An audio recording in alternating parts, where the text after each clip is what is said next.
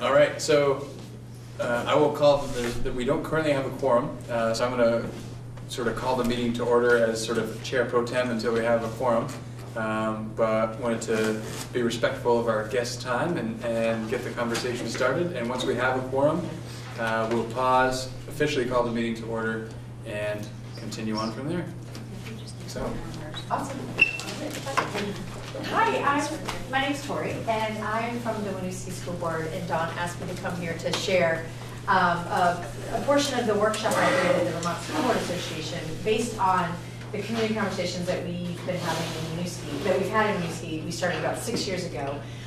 So I'm just going to sort of, what I'm wondering how this conversation will work best for you. My thought is to sort of give you an overview of how we've engaged community, why we feel like it's important, some of the work we've done, and therefore you all being able to ask questions so you can get the information you need about what we do and what the possibilities are, what the fears are around engaging community and all that. Does that sound like a reasonable thing? Okay. Well, I brought some materials. Do you want to pass that out? So the one thing I'm going to leave here, there is an article. I want to start with sort of the why. Why to engage community. There's a article, I don't have enough copies of it. It's a pretty thick article, but the title is Community Engagement Matters Now More Than Ever. And to me, the most important part of this article started out with a plan to redo the Newark school systems about 10 years ago, and it was with Christie, Booker, and Zuckerman. I don't know if you've heard about it, but the three of them announced that they were going to change the Newark school system from a failing system to a rockin' system. And that's how the Newark citizens found out about it, was on the Oprah show. So they had a lot of money, they hired all the great people, and that's how they were going to do it, and it went down in flames. It did not happen. And so some of the quotes I put on the agenda, the biggest piece was they adopted a top-down approach because they thought that the messy work of forging consensus among local stakeholders might undermine reform effort. So I kind of wanted to start there of recognizing that engaging community is super terrifying. It is super messy, and it is, there has to be a process involved to be able to think about, well, what do we want to ask? What will we do with the information? How is it going to inform what we're going to do with our work? How there's that two-way street in an engaging community where it's, I want to ask, I want to know what you're thinking, but I also want to give you information about what's going on in the school, right? So there's this sort of two-way street. One way it helped us to sort of shape some of the things we were thinking about in that first page, I think Dawn said she might have shared it with you, is there's a public participation spectrum, which we found incredibly informative around what it means to inform the public. Now this is broad, not just for education, but broad, broad groups of the public for their information. But a lot of times I feel like, well, the questions that I asked underneath this is, what type of communication do we use most often? What type would help us grow as a board? What would we want to know and learn from our community? And then the questions get like, what do we aspire to in engaging our community? And what's going to be our next best steps around this? Because generally, if you look at, a lot of times we can be in the inform. I'm just going to tell you what's going on. And the promise around that is we'll keep you informed, which is super important from a board's perspective too. But you recognize that there's a whole other realm of being able to engage and being able to gather their information and help it influence decisions. So what we did, we used these things called neighborhood learning conversations. So we got a grant from Nellie Mae about 6 years ago, and the way we used that money is we decided we wanted to connect with our community first. So we hired facilitators, and we learned how to go out and have neighborhood learning conversations, which meant we asked community members to host in their houses. That's on the next page that you guys have in terms of how we shaped that. And again, the biggest piece of it is we recognize what was fearful about engaging communities and what was possible with engaging communities, so that we can hold both. When we go out and ask communities for their information, we're going to sometimes hear things that might not be what we want to hear. But if we're truly here to represent what's in the best interest of our communities, we need to be able to have a structure to hold both the things that are hard to hear and the things that are the wisdom that's there too, because you're going to get both of it. So I say that to say facilitation absolutely matters in being able to hold community conversations, whether it's a small community conversation, whether it's a large one, because community conversations can get tricky when it's not well thought out. And we need to make sure we have space for all the voices, right? So this was a part of the way we would plan things. So some of the key attributes of it is the smallness of it. But really, what do we want to know? What are the questions we want to ask? What are we willing to receive? And then what are we going to do with that information? And how are we going to share it back out? So that we have planned the whole entire feedback loop. I'm coming to you to ask you for information. I'm also coming to you to give you information. We're going to take this information, and this is what we're going to do with it. In our particular case, the first thing we asked was, what does it mean to you as a community for what matters most about kids to be successful from the school building? So we were asking a question to help shape our graduation expectations, which were our transferable skills. And that was one of the easiest questions to ask because everyone knows what they want for their own students, and also community members who don't have kids. You know, what does it mean to be successful in this world? And so we got like 25 different attributes, but the data that we collected from that community absolutely helped inform a committee that was formed, multi-stakeholder group that went through it, and we crafted our graduation expectations. We call them graduation expectations. They are the transferable skills. What happened with that? We ended, so that's driving part of our certainly driving our organization. But the next question we as a board went out to ask when we switched over from the essential works of a board to policy governance is we asked our community to help us shape our in statement, which an in statement is at the end of your time in this school district, what are you going to be able to do out there in the world? And so we had the community help craft that. So that was a question we asked. We took some of the themes and the trends that came up out of those words, and we crafted our in statement, which is the Winooski School District. They will graduate, students will graduate college and career ready at a cost supported by the majority of the Winooski citizens. They will go on to live healthy, successful, productive lives and be locally and globally engaged. So now what we do is we take that statement, we take those pieces, and we have conversations at our board table to help interpret. So what does it mean to be locally engaged? What does it mean to be globally engaged? Because we need to measure. We say this is what we're going to do. We need to be able to measure and say, and this is how we're doing it. And can we get data from the superintendent to say, so how are we prepared? Are they college ready? Are they career ready? So we got all the colleges, the admissions folks to come to the table and sit and have a 45-minute conversation with us about, you're admitting our students into your schools. What does it mean to you for kids to be college ready? And the conversation was interesting because they spent probably 30 minutes of their time talking about soft skills. Do they know how to find help? Do they know how to go to a college professor and ask them before they're failing out of school? Do they know how to find their in-group? Do they know how to get involved? Do they know how to get around town? You know, they wanted them to be a broader community member as a student, not just the academics. So that was important information. And certainly when we had our career-ready conversation, all the businesses that sat at our table, they too talked mostly about transferable skills. They wanted them to see themselves as part of a bigger system. They wanted them to be able to get along with colleagues they didn't necessarily like. They wanted them to be able to know how to be professional when they're like a little grumpy. You know, they wanted them to know their skill set, but see how it matched the bigger piece of it. And so the big question is too, well then who's teaching all that? Because we as schools tend to be focused on content. So it gave us a broader view of why transferable skills are super important and how it can drive content. So it informed us about our own system, but it certainly informed us about what we were trying to prepare. How do we interpret that information to be able to measure that we are absolutely preparing them for these soft skills that the careers are asking for? So we also did a healthy forum that I showed at the workshop, just to show how that conversation would happen at a school, at a board table. So there's a couple different things I've talked about in terms of engaging community. One is being able to have some of these conversations once you know what you want, what kind of information you're looking for.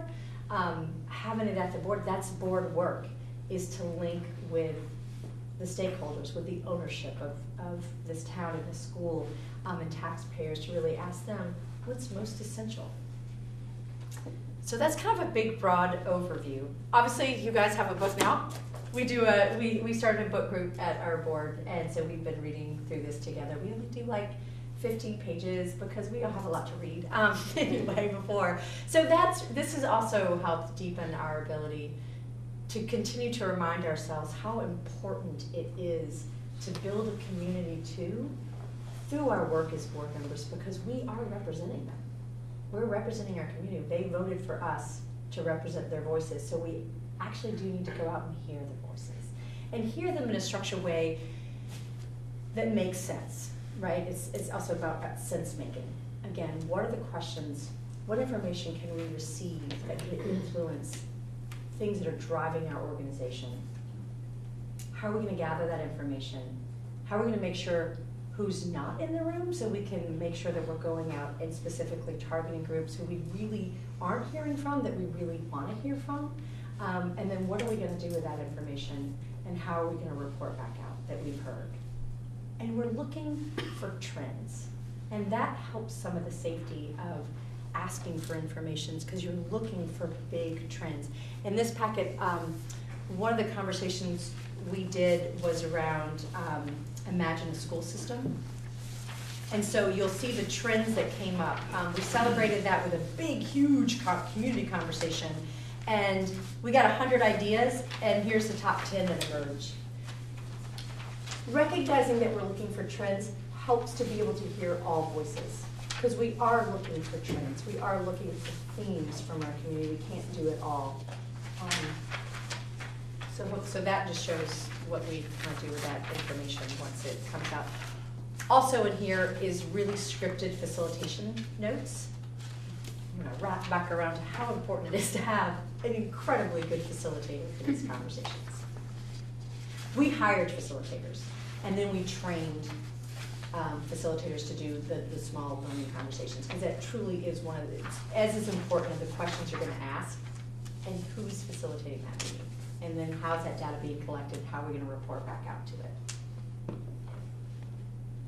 So that's kind of a big overview. Have you, I don't know how long the process has been going on kind of in this format in Winooski, but have you found that it sounds like you're getting the kind of feedback that's maybe coming back to your ends policies within policy governance. Have you seen any changes of your ends policies so far that you could say are like directly attributable to your community engagement work? Well, one, they helped us shape it. One thing, yeah, as we started doing more of the conversations, part of it was like they're going to go on to lead healthy, productive, and successful lives. And then there was a part of us that thought, well, if they're locally and globally engaged, college and career ready, and healthy, isn't that a successful life? You know, and then how do you measure success? So that's what's interesting about creating a mission statement or a vision statement, is actually pulling those, you know, tangible pieces out and then asking other people for feedback. Well, how do you interpret that? Because that's going to help us discern, are we going to leave successful in there, or are we not? Because it's a word, it's not a solid, concrete statement that has to stay forever. It's dynamic. It's going to be changing over time. It's certainly going to change based on the more information we're asking from a broad community-based members of, well, what does that mean to you? And is that truly what we're saying? So certainly we can change, because that's the one question we have, is productive and successful. How do we interpret that one, right? And who do we bring to the table to tell us what successful means? We haven't got to it. Well, that's our big question right now. Yeah. So something I feel like I always struggle with is when I think about my role as a parent, like what I want to talk about with the school is means. I don't really, I mean, like, yeah, the ends are important, but to me the ends, like, I want my kids to be successful because they learned French when they were in kindergarten, or, you know, like, so I feel like I always am struggling with thinking about how to structure community engagement that talks about the ends when people really want to talk about the means. And so I'm curious how you guys have dealt with that challenge. Yeah. We deal with it by being able to communicate, knowing what programs are being put in place by the superintendent that we hire to do their job. That's their work, and that's their work with the administration. But certainly there's a feedback loop of what are, like when we have our budget presentation, it has in it, here are the 5 things that drive our organization: the ends, the graduation expectations, personalized learning plans, project-based learning, student-centered learning, and wellness. And within those, we see also within our end statement, the goals and the programs. When we see them, the first one is college ready. Here are the programs that are supporting that. Career ready. Here are the programs that are supporting that. So everything's tied back into, so we see what's happening based on that, because we also have to measure that it's happening, but we can certainly communicate. It's not our job to say whether that program's working or not, but what we want to know is what's the information, what's the data we're going to get from the school administrative, the experts that we've hired to do the work. How are we going to see that we're doing good, right? So it's not our job to know whether French is happening or not, but are they locally engaged? Are they globally engaged? Are they college and career ready? It's a part of the fabric. That's a razor sharp edge between the means and the ends. It can get tricky, but it's super important to remember our role, and our role is the ends. It is higher up in the building. We hire the people to do their expertise in that realm. And it's hard to dip, something to watch for. Yeah.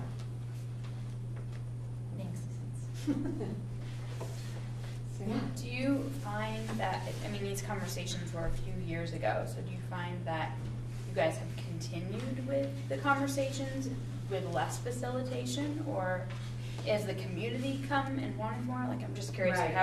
what is it like now? That's compared great. to the beginning. We just had our board meeting on, we're about to launch our next batch. Yep. So the last ones we did were in 2015 with, I think, the end statement, 2015. So we do feel more, we're certainly more courageous, and we feel like we are based on the small success that we've had in doing that. So what we're going out for now, the question we're asking is, what does Winooski mean to, how do we rewrite our own narrative as Winooski? So we are a very small, diverse, high poverty district, and the narrative is set for us in Vermont. Oh, Winooski, right? We get that a lot, and I know other schools probably get that too, but we want to make sure we're in front of our own narrative. So that's what we're going out to ask now: is what are we proud of in Winooski? What are we doing well? What can we improve on? What does it mean to be a student in Winooski? So we're also going to be asking these questions to students. So we're thinking of doing the 8th, 10th, and 12th graders to get their perspective on what are they proud of as students, so that we can take that information and help craft a Winooski narrative. We're also addressing equity and 21st century segregation. So those are some tough conversations, but we've had prior success to that, and we know that we do want to have facilitators. We can facilitate the neighborhood learning conversation because we're really clear about what we're asking and what we're going to do with it. But we're still going to tap into experts to help make sure we're shaping those conversations well. Yeah. So we're launching that in January, and we hope to be done with them by May. So we take about 6 months to make sure we get everybody. We know in our own communities we have like six to seven different major languages, so we need to make sure we have translation. There are some folks who don't want to have it in their homes. There's a lot of folks who do. So how do we navigate that? So we use the community center, we use restaurants. So we're looking at a broad range to get them out of, to get folks out of the school building to have these really personal conversations and also get to know each other. There's also that piece of building relationships. At the end of when we do neighborhood learning conversations, we do have a big community gathering to share out the trends that have happened and eat together and it's kind of a school celebration together. Did that answer your question? Mm-hmm. So can you estimate what percentage of your population you reach in a round of the community conversations? Not to put you on the spot, but is it a small amount or a large? It's for Winooski, we have I think we got 30 to 40% possibly, That's huge. But we also know who we did not get. Yeah. In that batch, and that's really important for us, is to know who was not a part of that.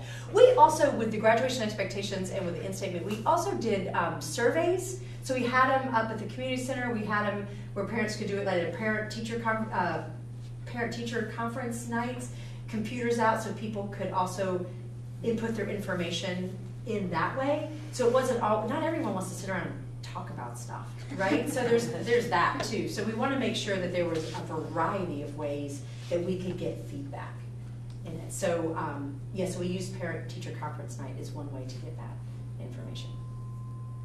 It's hard to get a lot of voices at the table, a variety of voices, but I think we all kind of know instinctively who we're missing.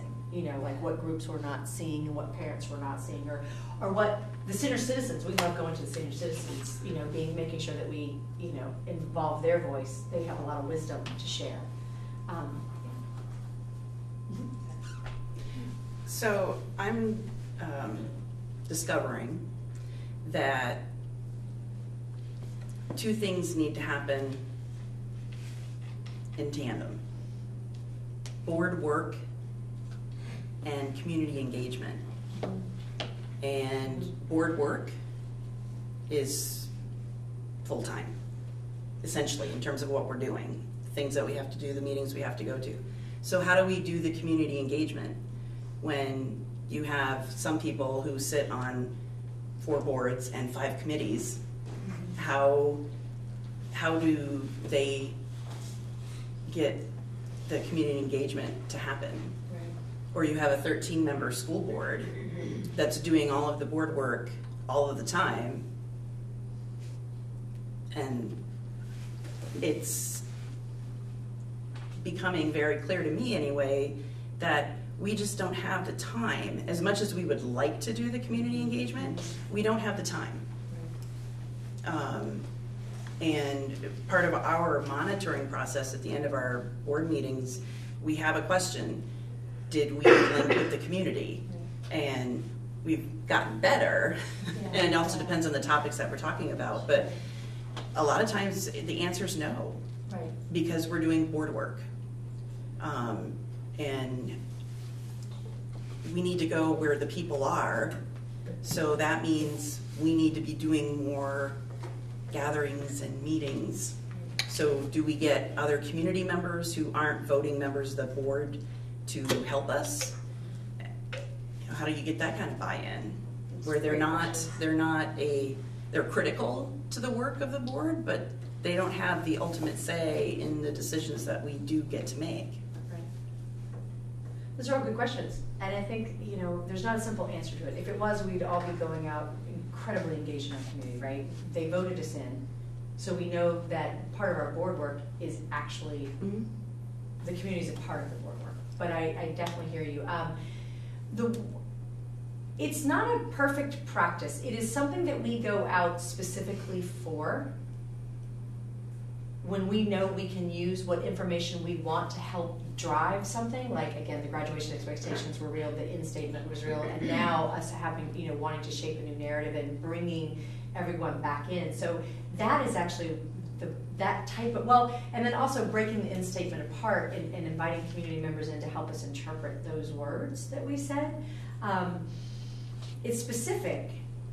Does it happen all the time? No, there's gaps in times that we do it. We also have on our progress monitoring on our agendas, who did something in the community this month, right? I don't have a perfect answer because it is integral in our work, and yet it does seem like it's another thing to do with everything else going on. What I found in hiring facilitators is that takes a lot of the pressure off the organization of the meeting, of the running of the meeting, of the materials that need to be at those meetings.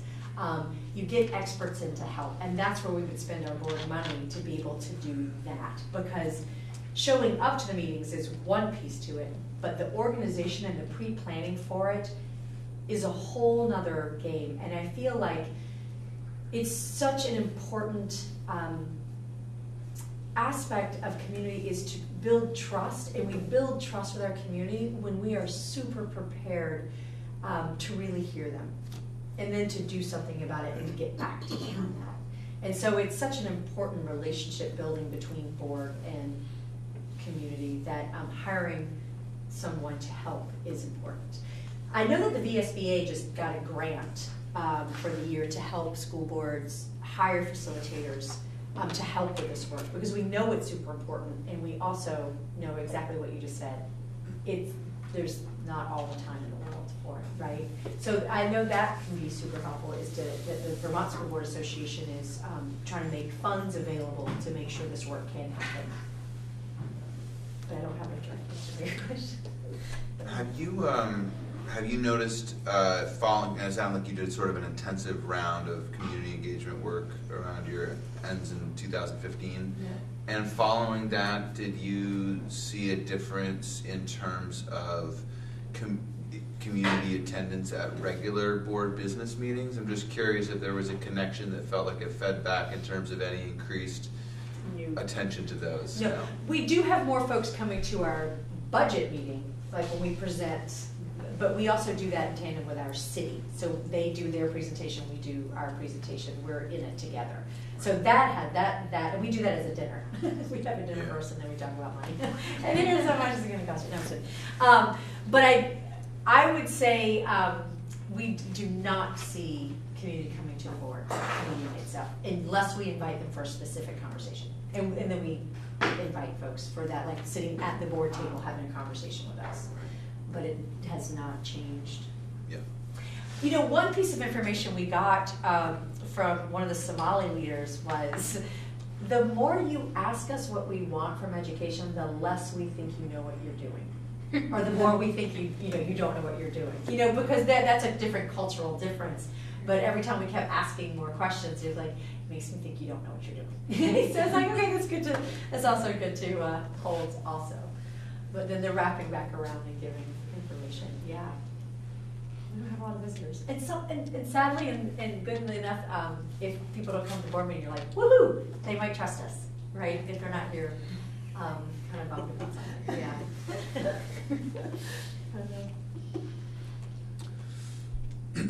Did you hire a specific facilitator? Is that work for the company, or? We hired Sue McCormick for our in-statement batch of in-statement conversations, and then we hired, we had folks from Eagle Rock come out. They, one of the women who worked for Eagle Rock used to work in Burlington. Her name's Sarah Petrucci, and she helped us with the graduation expectations and all that. But they have a professional development center that does facilitation work and how to get, I think the brilliant thing about facilitation is it gives you a container to hold the fear, and the wisdom rises, and it gives people a way to communicate and get to a higher place of what matters most, what's most essential about whatever it is that you're asking. And that's why that's so super important, because the fear does need to be in the room. You know, people have had hard experiences with education, right? It does cost money. So we've got to make space for that. And those facilitators are excellent at that work. Can you tell me a little bit more about what those, the meetings at the houses? The neighborhood learning Neighborhood conversations? learning Yeah. conversations. Like, so I see that you say there were like 10 or 12 participants, so Yes. there would be a board member and 10 or 12 participants, and it would be at like a neutral party's house, or, I mean, it would be someone, it wouldn't be the board member necessarily, right? It was hosted, and then is the board member the facilitator at that? Not at those meetings. Those Okay. ones. I think Alex and I are both the board members on our community. I think we are going to facilitate those meetings. And we're still, we certainly will with the students, and at the PTO meetings, like getting the parents, let them know what this whole host is going on. But it depends on what question, what the comfort level is. I feel like it's probably not best practice to go out and facilitate them yourselves right off the bat, because it does need to be a neutral party so that you're trying to gather information. You also want to level the playing field. The one good thing about neighborhood learning conversations is to ask a question about something that makes everyone on the same level, and everyone's voice goes into the room immediately on something that brings us all together, not keeps us separate in our roles. And as a board member, we have a different role. And so it is good to have someone else facilitating that piece. It's also important to have a note taker. What we found is we like to do the chalk talk, which is like white pieces of paper with sticky notes on it, because you can roll them up and then look at the data too and group them together. We used to take endless notes on computers to be able to pull those words out, and that is super tedious, getting all the information. But you want to honor the fact that if we are calling you together to ask for information, you want to get every word that they're saying, like what's most important. And if someone says something, and it's not on a sticky note, it needs to be up there, because again, we culled those things and put them into categories to find those trends of what mattered most. But I think the facilitation, to start out with neighborhood learning conversations, it's good to get a facilitator to do that work. So neighborhood learning conversations are affinity groups, right? So it's people, so if I host it at my house, I'm inviting 10 of my friends, right, that are like me, right? So that's an affinity group, that's an intentional affinity group, because you want people to feel comfortable. It's the big community groups where we're trying to mix people together. We certainly do affinity groups because, one, we have languages, but we also want people to feel super comfortable to have conversations about what matters most to them, about their towns, their children, and their schools. This is one of the most essential things of being a human being, is how are we caring for our kids? How are we caring for our communities? So we do want people to be comfortable. And so, would the board member be the note taker, or that would be another person? We didn't go to all the neighborhood learning conversations. We had people facilitate it, so there was sort of a script, and then they gave us that information back. So we didn't go to all the neighborhood learning conversations. Okay. It might be a little bit different this time, but we did not in the first 2 rounds do that. We were obviously there at the big celebration ones too, and some of us hosted some of the conversations, but it was not required that one of us be there. How many did you have, do you think? Oh, that's a good question. I don't know. 30-ish? That number, 20? You know, different neighborhoods. Yeah. Over 6 months. Over 6 months, yeah. Well, this time we're doing longer 6 months. I think we did it a shorter span the last few times. The last 2 times we did it in a shorter span of time, kind of got it in there. But we kind of want to take a longer time with this one. And again, make sure, like learning from, like, ooh, let's make sure we have, especially with affinity groups, what groups are not together. You know, what groups are we missing. Yeah. So when you did attend, I'm not gonna leave it alone, sorry. When you did attend the neighborhood learning conversations, were you just a listener? I was just a community member, because we're also community members, or a parent, you know, of both. So I sit in as a parent and community member. So you were a participant then in the participant. conversation? Yeah, Okay. yeah. So who's hosting that event? Is that a board-hosted event technically, because you hired the facilitator? Or is it, I mean, how would you look I at thought that? about it that way. It's hosted by a person who's willing to have people come into their house. And there's snacks, and you know, you introduce it like what the point, you know, you introduce the intention. I wish I had a neighborhood learning conversation facilitation tool. I could send you guys one. But it's about an hour-long thing around. We're looking for information about. At this point, it's about crafting our. So prior, it was about what is it? You know, what makes kids. What do you think makes kids most successful in life? What's important to learn in school? It would get down to content sometimes, and we would go, but what are the traits? What are the traits we want? There's a script, like a shape of a gingerbread person. It's like head, hands, heart, feet. What do you want them to think? What do you want them to feel? What do you want them to do? Where do you want them to go? You know, and that keeps the conversation at a higher level versus I want them to do personal finance, and I want them to have French too, and I want them like, whoop, whoop. So that keeps the conversation. So that's why the questions are super important. But in terms of who's hosting it, we're driving it or asking for it, but it's about community conversations. So I don't know if we really ever specifically. But in a sense, the school board is hiring the facilitators and are providing the script, so to speak. Yeah. So that's when we were doing that prior, it was Partnership for Change, which was our grant. So why I'm thinking, like, did we ever say this is a Winooski School Board? But they knew that was information we had to, like, the board wants to know, like, we are going to be using this information, certainly with the end statement. That was more a clear direction. Because the graduation expectations was our first That makes sense. round. You kind of partnered with another organization to kind which was us. roll it out. Yeah, exactly. Yeah. So Partnerships for Change was Winooski Burlington together through that grant that we were awarded. I see. Yeah. Okay. But we hired them. So it wasn't like a standalone 501c3 or something. No. It was two. Yeah. municipal But like when we go entities. back out, we will it'll be us going to the community saying, let's have these conversations together. Yeah. Who coordinated these 30 or so Conversations. neighborhood learning conversations? Who coordinated that? Was that the hired facilitators? They Okay. coordinated it. This time we're doing it, and it'll be interesting to see how it goes with us doing it. And I think that it helped having someone guide us. It was most essential, so that we didn't drop the ball along the way, because it is a lot of information to gather. It is a lot of work. And it's super important. You know, I can't say, it'd be interesting to poll our community now to say, do you feel, you know, here's the end statement, do you feel like you helped write that? You know, and because people are moving, you know, on, and that's why it's important also to keep it going, because we're also moving and changing also, and students are moving on and changing in families, and so we're trying to set something that becomes a part of what we do every couple years, is bringing in something intensive like neighborhood learning conversations. I think the informing, and what was the other one? The informing and the consulting on little things along the way makes sense too along the way, but making sure it's a part of our governing practice. But going out for neighborhood learning conversations is a pretty intensive batch of information gathering. That's why I asked, because there's no way we could do that. I mean, somebody would not be doing well at the end of coordinating all of those Right, things. no, that's why you hire someone. And again, hopefully, you know, definitely tap into Vermont School Board Association to see how, you know, what that grant looks like. Yeah, because I know Sue McCormick is going out doing some big work with communities.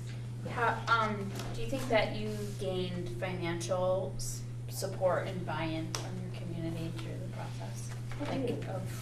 Like that the vibe hasn't been all negative about the schools, or that it's increased morale? I just get curious about if the conversation you think is worth it that way.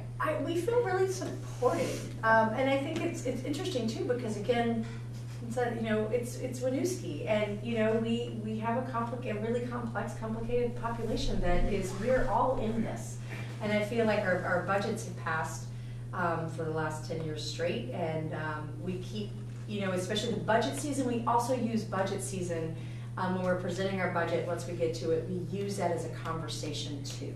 I mean, we've made decisions, right? But to inform them based on how's this going to impact you, we know this is going to impact you. We also try to take the information from the state and try to make it understandable in terms of what we're up against, because these last two budgeting seasons have been kind of kooky, right?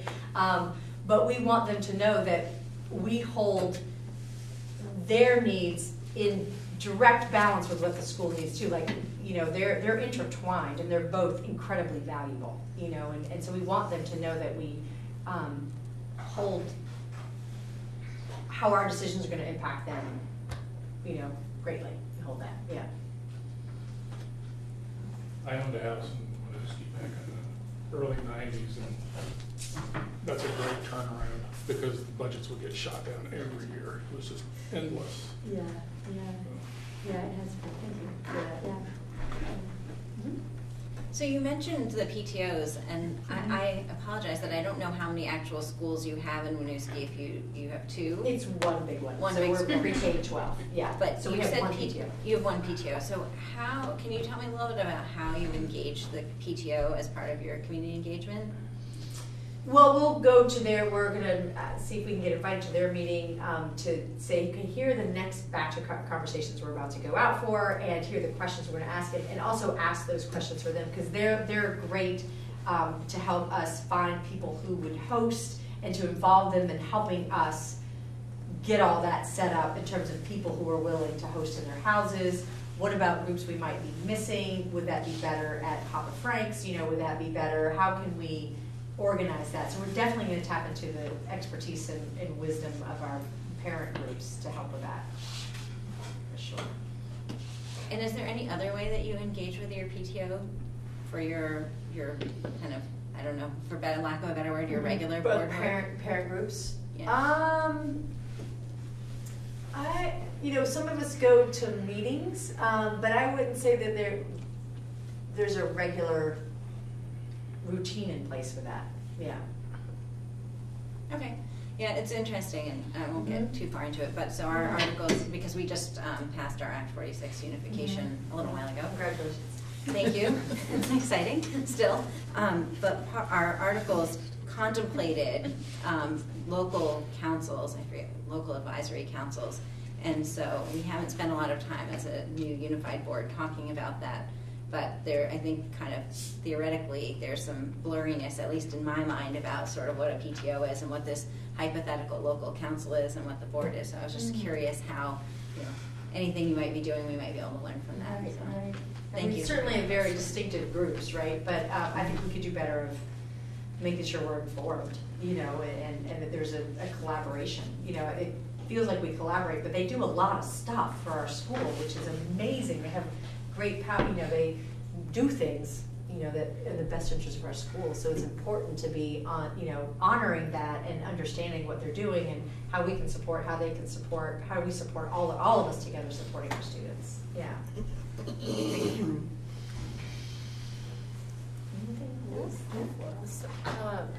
So PTO, so that means you're engaging with the teachers, which I think is great at a time other than negotiations. So, but it's in a different way, because I remember a conversation around that being tricky to talk, but as long as you're talking about the specific questions, because I think teachers know an awful lot about what about these different things, and they're engaged with the community, certainly. So so that is a time when you're having a conversation with them. We actually, Alex and I, as we were having a meeting on Sunday about us launching off, and that was one of the groups to consider, was having a conversation with a small group of teachers, and asking the same questions. What are you proud of? What's going well for you? Again, not in, like staying out of the means, but what feels good about being a part of this community? Where do you feel like we can improve on? And, because I think that that's an important piece. We wouldn't have schools without teachers at all, right? It is it's students and teachers, right? I mean, that's what's driving this organization. And it's important to know their perspective in a really clear role, right? In a really clear role. But if we're going out trying to shape our narrative, I mean, they're certainly a part of the narrative. Absolutely. Yeah. And then separate from that, so right now, I think what we were most recently talking about was community engagement around the budget. So I think that's what we were trying to figure out, was when to present what we know about it, and how to do that, and how to get the community involved in it so that we make a budget they like. And that, I think that's what we're specifically working on trying to engage with right now. So what have you done? Do y'all have 4 volunteers from the community to sit on your budget meetings through the process? So our job is to everybody finds one person from the community to come sit. And how many budget meetings do we have? It starts tomorrow. There's 5 through the month of December. So we have 4 community members sit at the table with us, and they ask questions. You have 5 budget meetings in December? Every Wednesday. Well, there's one that's potentially, if we get it done, so it's this tomorrow, and then straight through. I think we take a break over Christmas break, and then we'll meet again at the beginning of January. Yeah. So they can sit at the table. They sit at the table and they ask questions. They listen to the presentations. They are absolutely. And it does help. It helps to hear their perspective, and it also gives us a different lens, a different view into it. What's it sounding like? And sometimes, generally we have 2 folks who've been in Winooski, for generations, and some new parents coming in. So it's also, that's actually how I got on the board. Was I started, that was what I did. So it's like 6 years ago. Yeah, bring your buddy. Everybody bring a friend. We're all gonna do this together. Yeah. How many people are on your board? We have 5. Okay. Yeah. So we do 4 spaces for community members. Yeah. So do you just you just write that on the agenda, that they're just, though that's not, you can just do that? We just do that. We just do that. I don't think we write anything different other than we just invite them. Awesome. Yeah. Yeah. Because I was thinking, if we did at the real board meeting, yeah, they're still sitting there at the regular board meeting, when we're talking about the budget, you know, in that board meeting, and then they sit on to the side. How many students do you have Two. in your district? Oh, only two, just two. And 5 board members. We have 2 students on our school board. Oh, okay. We have, not 900, because we're, so it's like 855, almost 870 in the whole district. We're right under that threshold of 900. Yeah. And so the 2 students that sit on your board, that's all the time? Or during budget, or? No, all the time. They're regular members, yeah. No, not regular members, they're student representatives, right? But they have a piece. They also engage, but our goal is to have them engage in the conversations. You know, really hearing from their perspective. They have, one of our student representatives last year created a whole process for how the students are nominated and how the students nominate their representatives.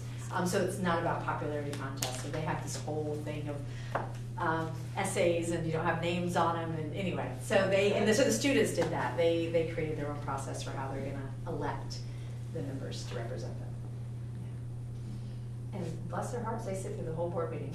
But we want them to talk through it, yeah. And they give us a report, like a student report. How do you decide, or the 4 community members that sit with you during the budget discussions, how did you come up with 4 people? I'm not sure, it was there before I started on the board. Okay.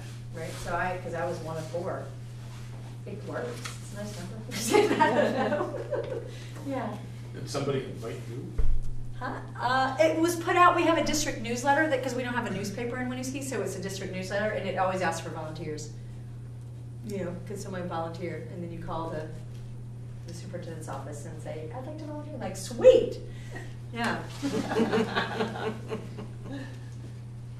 It's nice to have those voices. I think it also changes our conversations at the table too, you know, quite frankly. Because anyone can come and, you know, be a community member and sit, but when they're sitting at the table with you and really taking in the information as we're taking in the information, they're getting it at the same, you know, they're taking it in and asking questions and, well, what if, you know, that kind of stuff. That's important.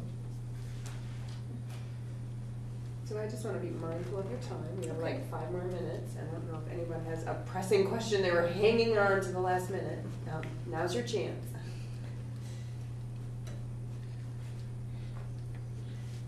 I'll ask a question, and if no one else has a pressing one. So you mentioned a newsletter. Is that a school board newsletter or It's a school district newsletter, and actually we just the city joined it probably a couple of years ago. So we really have a our governing bodies work together. So we have a city school board meeting together twice a year actually, and do it together. So I mean, we're a small city. But it comes from the district. It's in our budget. It's the district news, yeah. And we all do, and a board member has an article in there once a month, they're like, oh, it's in my journal. So it's mailed out then? It's mailed out to everybody in the community, yeah. Caleb, that sounds like the Starksboro system. The scoop. A little bit like the scoop. Yeah, that's nice. Yeah, and because we can highlight all the things in the school, and the city has a couple pages, and it's just a little fold-over thing. It's great. That really helps. And that was actually something on the cutting block when I was on there. Before my kid she was a kindergartner. She wasn't a kindergartner yet, and I was like, that's how I know what's going on in the school. Is someone of my kid's not in there yet? Like, no, let's not let that go. You know, so that was a community voice thing, and we did a survey. People do read it. You know, try to have it translated. It's translated on the website, but and we actually are on the website too, so you can see that. So I would just say, you know, it is worth getting the help to do it. And then being really super clear as a board, you know, where can you involve student voice in what you're doing, where the direction that's driving this organization, you know, where does it fit to have their voice in, so they can really feel a part of this organization.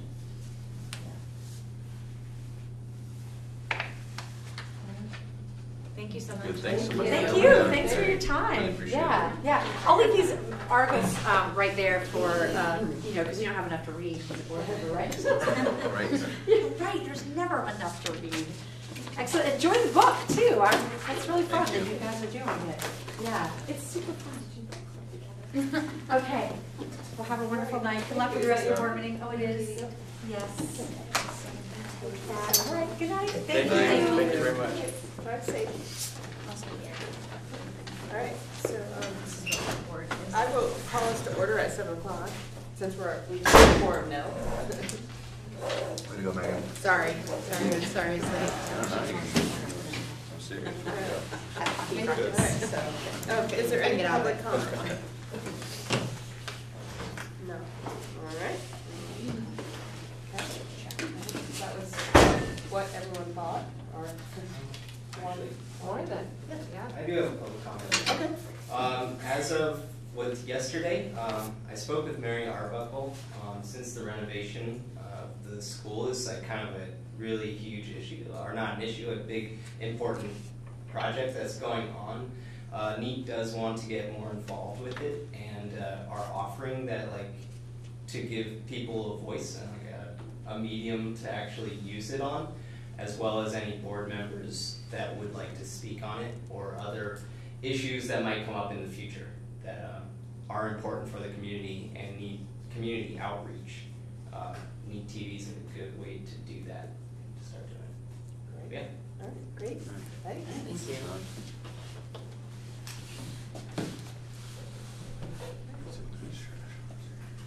All right. Anyway, I hope that was helpful.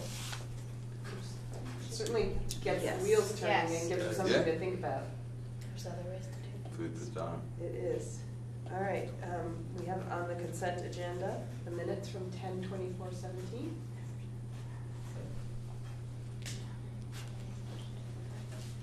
So moved. I move to approve them. All right, Taylor and Allison, was there a second? Yes. Sorry. All right, all those in favor of approving the consent agenda, please say aye. Aye. Any opposed? All right, any abstentions? All right. We are now down to executive limitations monitoring, to accept the monitoring reports. And they were all produced in one document, but they're separated on our agenda. So we can go through them singly. Remember, this is an exercise for us because we have no authority, so it's just an exercise for us. Practice. It is practice.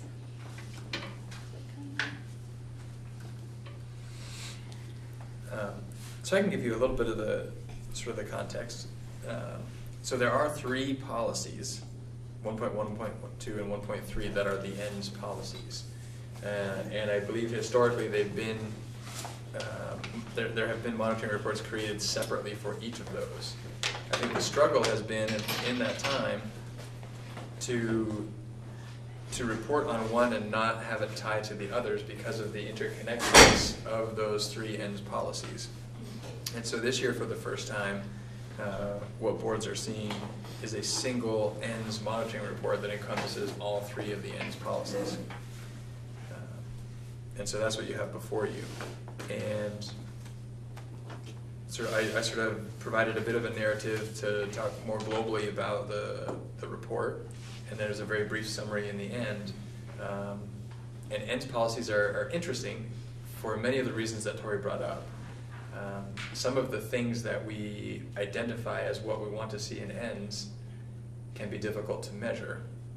And it can be very difficult to identify when have we achieved what it is we've set out to achieve. Like, so where is there in education? When can we say we're there?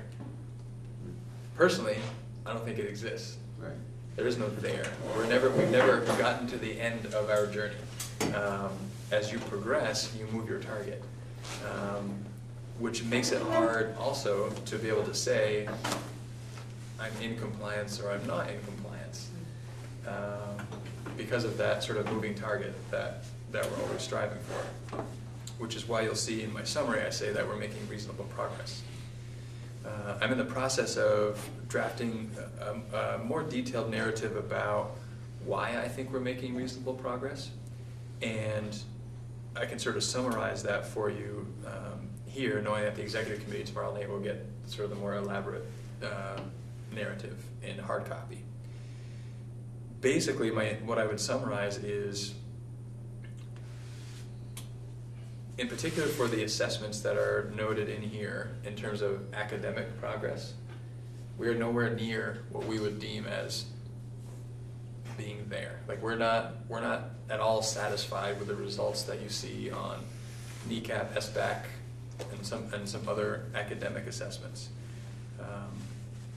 There's a lot of work to be done there, and that work is happening. I think the strategic planning work is sort of the big picture way to focus our energies to work to achieve better results for students. We're talking about some really exciting different ways of thinking about how we utilize our resources. In particular, as we're building a difficult budget, to think about not just how do we meet a difficult budget target, but how do we do that, which likely means reduced staffing while improving outcomes for students. Like maintaining outcomes is not acceptable. We have to, even with fewer people, even with meeting a difficult budget target, work to improve outcomes for students. And the way we do that is not by doing more of the same with fewer people. It's doing something different than what we've done in the past with fewer people. So that's the kind of work that's happening. It began last year with strategic planning. It's happening now as we're working to build a difficult sort of budget for next year. And it's that kind of work that we're doing. Our ability to collect and analyze and discuss data is at a point where it hasn't been, I think, in the memory of anyone in our organization. I don't know who goes back further, Katrina or Susan. But the conversations we're having, we're in a better position now than we've been in 10 years, 11 years. So we aren't there, we will never be there, but I think it's important for the board to know where I'm coming from is where we are right now isn't satisfactory. We have to do better.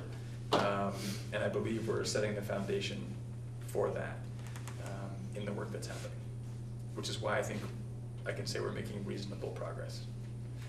And I don't know that I'll ever be able to say anything but we're making reasonable progress, because either we're working hard at making the improvements we need to make, or we're not. And I don't see us ever not working hard to make that progress, and knowing we will never be there. It doesn't exist. So that more or less is what I'll have in hard copy for the executive committee tomorrow night, as to sort of the summary of what you see in here, but also kind of where I stand in terms of why I think we're making reasonable progress. And part of the narrative in the beginning, in this sort of opening statement on the report, speaks to, for sure, there's an aspect of education that is making sure that students know what they need to know, sort of that content aspect. And again, Tori talked a little bit about that. But again, as Tori talked about, there's so much more to it than just the content knowledge. It's those soft skills, those transferable skills that are so important that she's saying she's hearing from colleges and businesses saying those are critical. And those are spoken to in the transferable skills.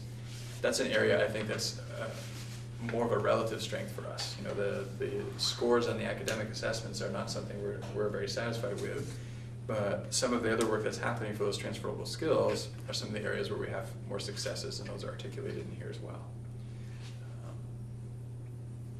So there's a little bit of the context of the ENDS report, kind of my thinking on it, but I'm happy to answer any other questions. And Katrina's here, and she certainly took the lead on creating this, and I think it's a great document, and one that we'll continue to build on over the years as we produce a single ENDS monitoring report. It was important to, as Patrick often says, tell the story, so that throughout this you're also getting some highlights of graduates to the best of our ability as a first sort of shot at that. And you're also seeing some data sets that we've never presented to you before. So I look at some of this as foundational data by which to then build. And some of the assessments are newish, and then some of them are going away. So there's always a little bit of a pendulum swing when it comes to the tools that we are providing. But as Patrick said, we now at least have a format so that when we are providing you data sets, you're not trying to interpret the report itself every single time, as we've been doing for many years now. We've been doing this for a while. So I'm excited by that piece. It is always, for me, it's always a struggle. As Jennifer was speaking to the means and ends line, putting little anecdotes by the principals is certainly not an ends, and it's not something that we had in our interpretation, but again, it helps sort of with that narrative to kind of give you a better picture of what a day in the life of our graduates may have looked like as 6th and 12th graders. So we'll have to continue to get the feedback from everybody, and I'm interested in tomorrow night, and to also kind of go back and reflect again with the Policy and Governance Committee, who really helped put a lot of energy into a new interpretation and this format.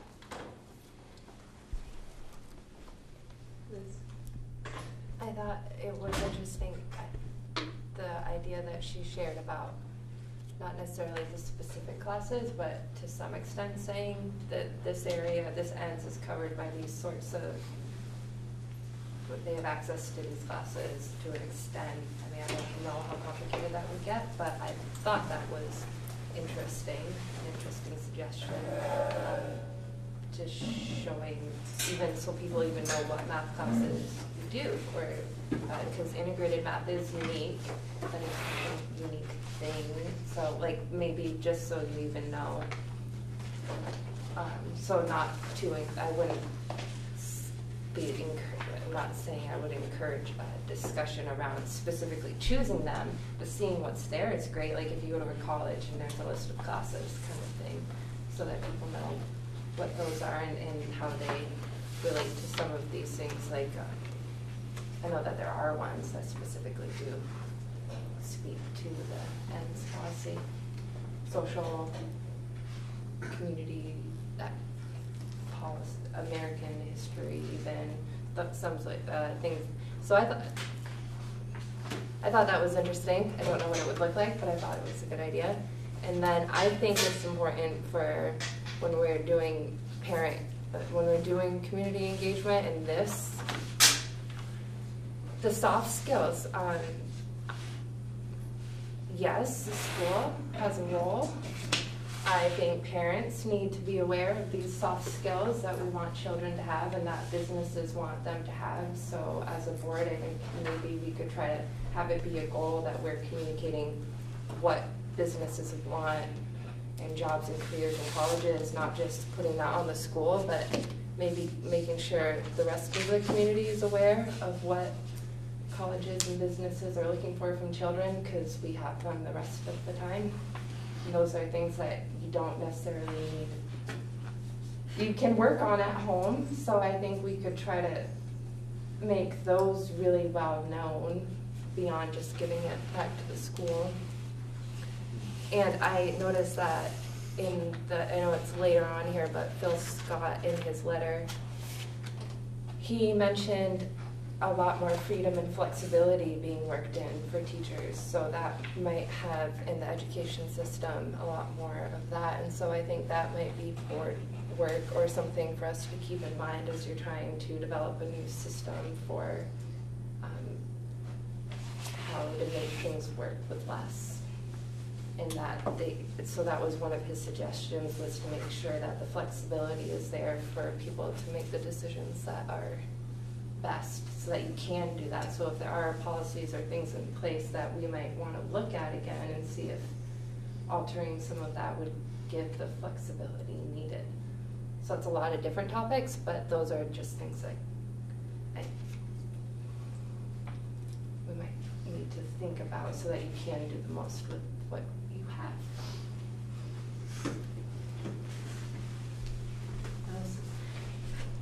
So Patrick, when you are talking in your opening letter about making reasonable progress, and then you have questions, are we providing in education to the students of ANESU at a cost that the taxpayers in our 5 towns support. That's not really the question I wanted. More the academic ones. Sorry.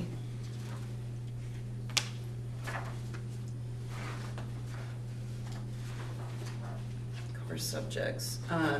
So when we see the data and you see that 40% of the kids are proficient in a core discipline, do you provide explanation as to what you're going to do, since you are acknowledging that's not reasonable, acceptable?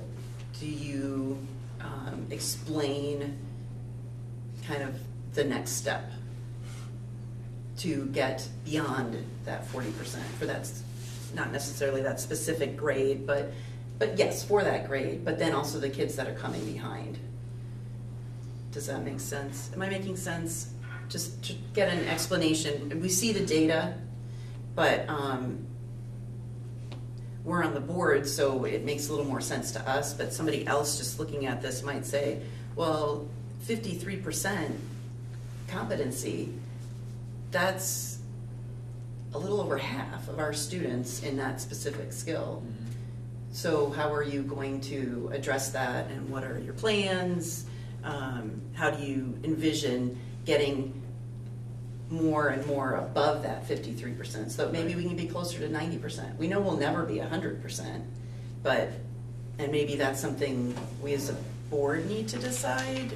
And I know it's means, but we need to be able to explain to our community also, especially when we see comments about not so nice comments that I've been seeing lately. To be able to say, yes, we are doing something, and the goal is there to do that. So the answer, which I find myself giving often, is it's complicated. Yes, it is. It's not so discrete as, these are the math scores and we're unhappy, and so this is specifically what we're doing in math to address that. At least not at this point. Right now, we're doing a lot more work on some systems needs. Mm-hmm. That are intended to address not just, say, a specific sort of deficiency in math that we're seeing, but when we're addressing systems needs, we're looking at how we use resources within the system differently, that we're anticipating we see improvements across the spectrum. Mm-hmm. And in addition to that, looking at data, so the NECAP or SBAC data, those are useful to a point, but we also need to be looking at our local common formative assessment data and analyzing that sort of in a more, so these other assessments tend to happen once a year for many of them, and that's helpful to a point, but we need information more regularly than once a year to be making decisions as we go. So we're getting better at looking at that data, collecting it, having it in a place where everybody can see it, and therefore our ability to use it will improve. And that's not just in the area of mathematics, but something else. So that's across the board. So that's one example of a systems piece of work that's happening that will improve outcomes across all subject areas. We're also talking about how do we build capacity within our organization to ensure that the best practices in content areas, and really just in teaching in general, are happening with consistency, classroom to classroom, school to school. I think we would argue that there isn't currently the capacity to do that. So we need to think about, again, how do we organize folks to develop that capacity to ensure that those practices are happening, which will improve outcomes for kids. So it's not, those sorts of things aren't necessarily targeting something, but systems changes that will set the stage for improving outcomes for students. Thank you.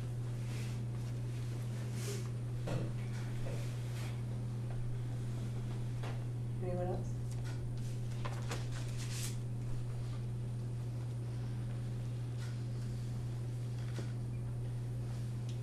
I'd just like to say thank you, Katrina, for putting this together. This is amazing and a lot of work. And had lots of help. So thank you to you and all of those that helped you. If there's nothing else, then our task is to accept the monitoring report.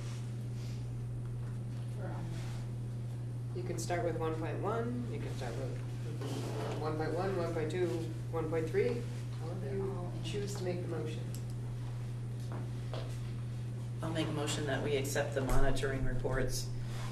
1.1 core subjects, 1.2 life and career skills, and 1.3 learning and innovation skills. Can we do them as along? I think, yeah, those three, because we received Okay. them. Is there a second? I second it.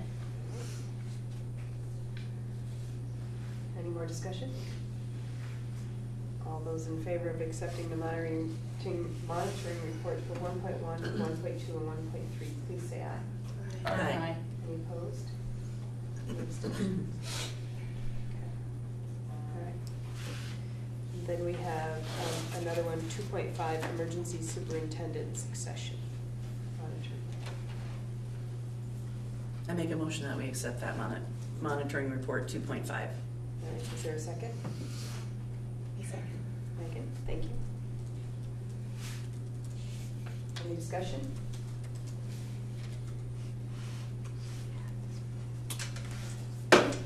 I'm sorry, maybe you guys explained this when I was out of the room, but I'm just, like, we looked at all these last month, but I guess we didn't look at them at this board, we only looked at them at the local boards, is that why we're doing them now? Yes. Like, I kind of feel like we did this Yeah, already. well, we so- looked at, we presented them at the local board, or at the executive committee meeting, it was presented.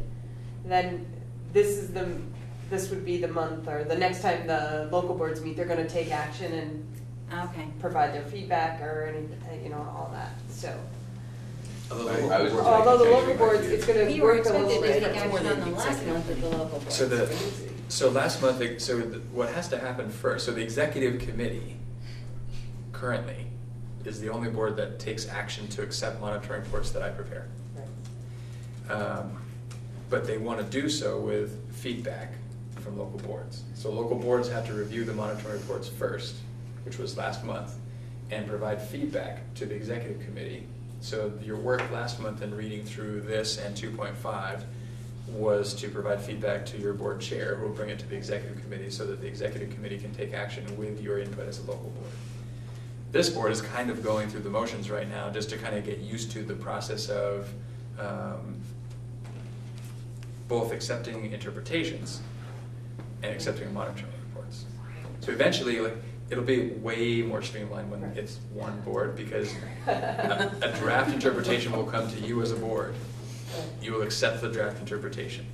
That gives me the green light then to go and actually write the report based on that interpretation, and then you take action on the report. We'll get there. Yes, but right now we have to do this sort of flippy floppy, oh, we're not really doing something, but we are doing something kind of thing. Yep. So. Yeah, the Policy and Governance Committee thought it would be useful for this board to have, for its policy work to mirror the executive committee's policy work, because that kind of gets the routine built a little bit ahead of the July 1 date when this is the official board that's doing that work.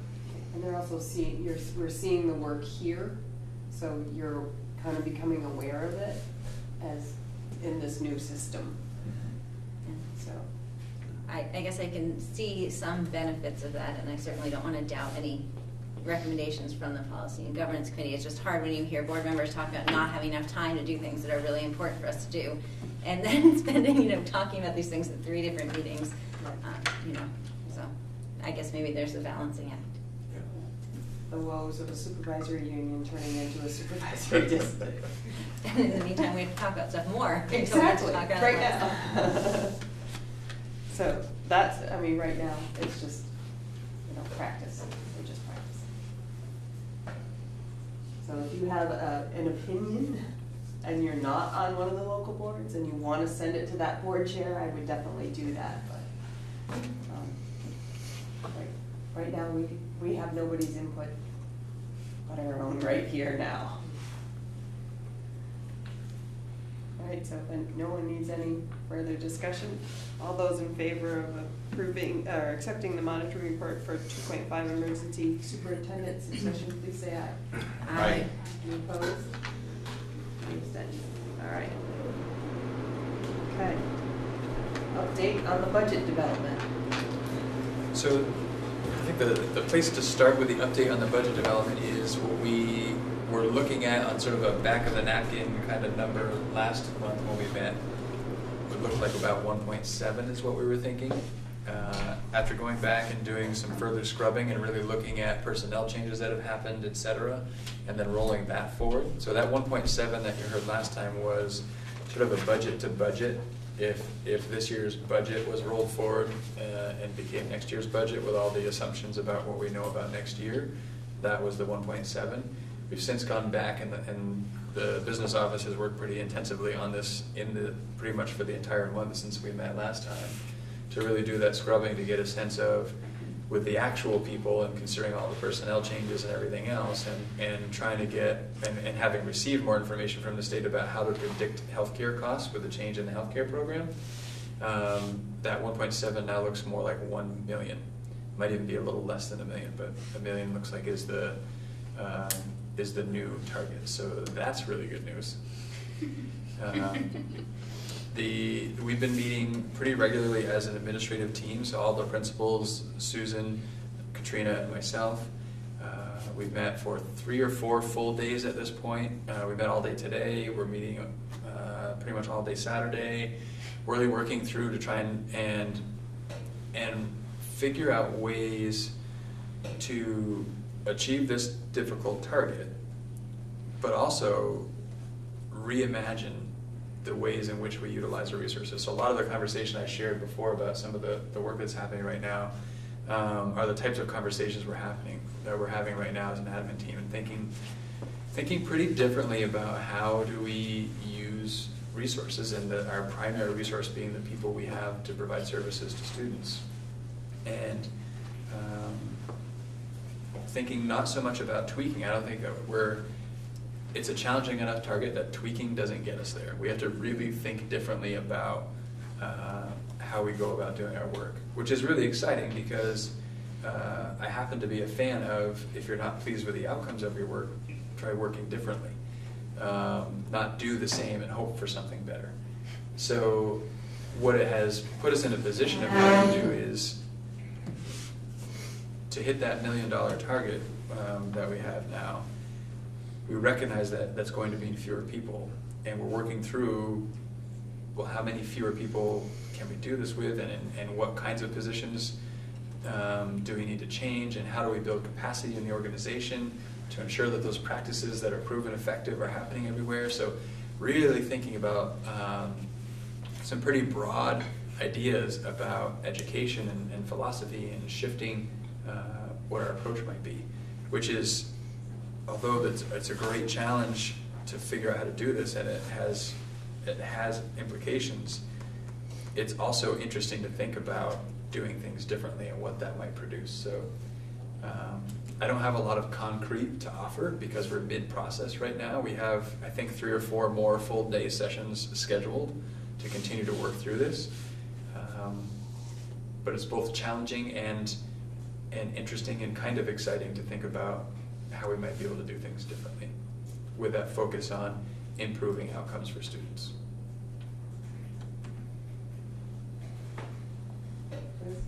Who else is kind of, that's such a big thing. And so are there other states you're looking at how they do it? Are you getting your teachers in and saying what works?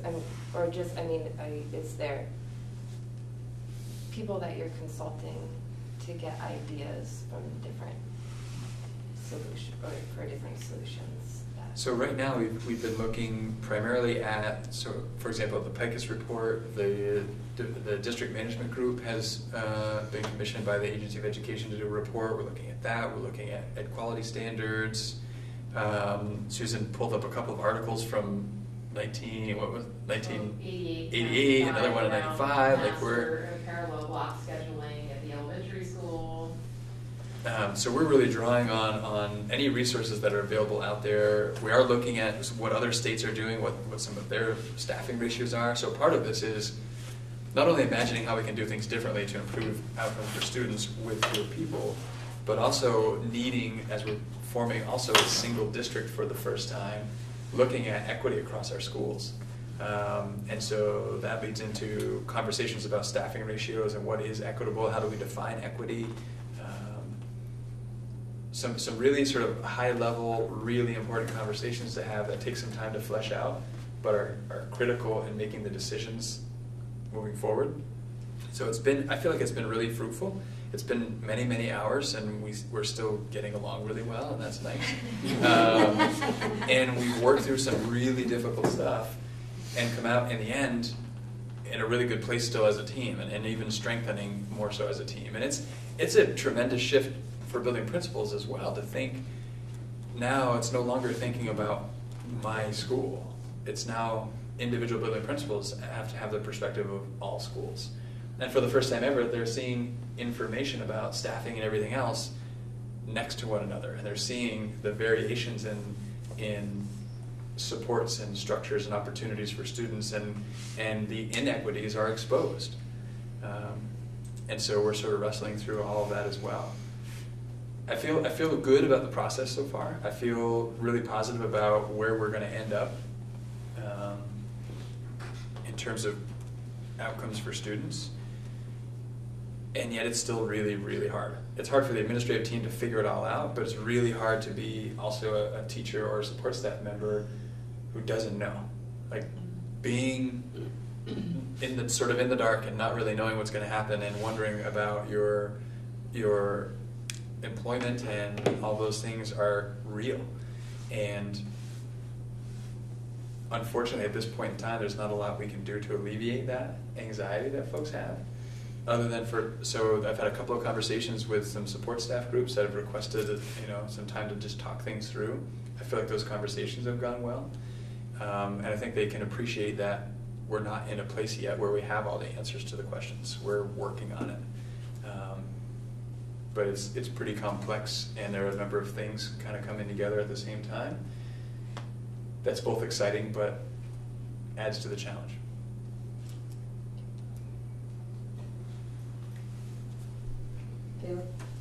Will we have a draft in December, do you think? That's our target. That's why we're having as many meetings as we're having now to try and get at least the staffing piece kind of figured out, because that's, with such a sum of money, I mean, that's going to be where the bulk of that $1 million savings is going to have to come from.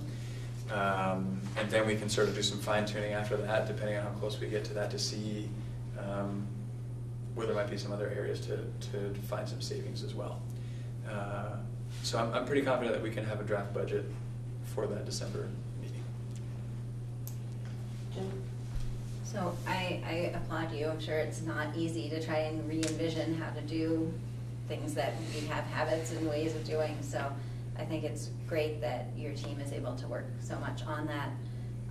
That said, I personally have a very high level of frustration with our lawmakers right now, because I feel like every year they come back with some brand new, brilliant idea of how we're going to make schools better, or cheaper, really, is I think what they want.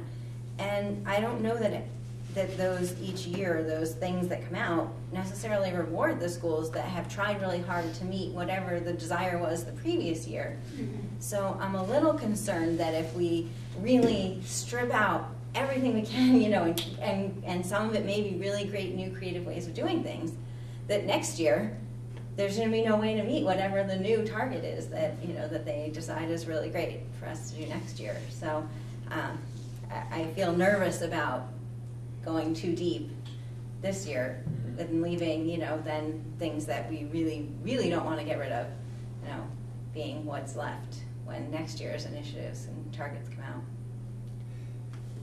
That's hard, because we only sort of know what building next year's budget is. Like, we only sort of know what information we have to work with over the next couple of months to build next year's budget, so we can't even imagine what we're going to have to work with this time next year for the following year's budget.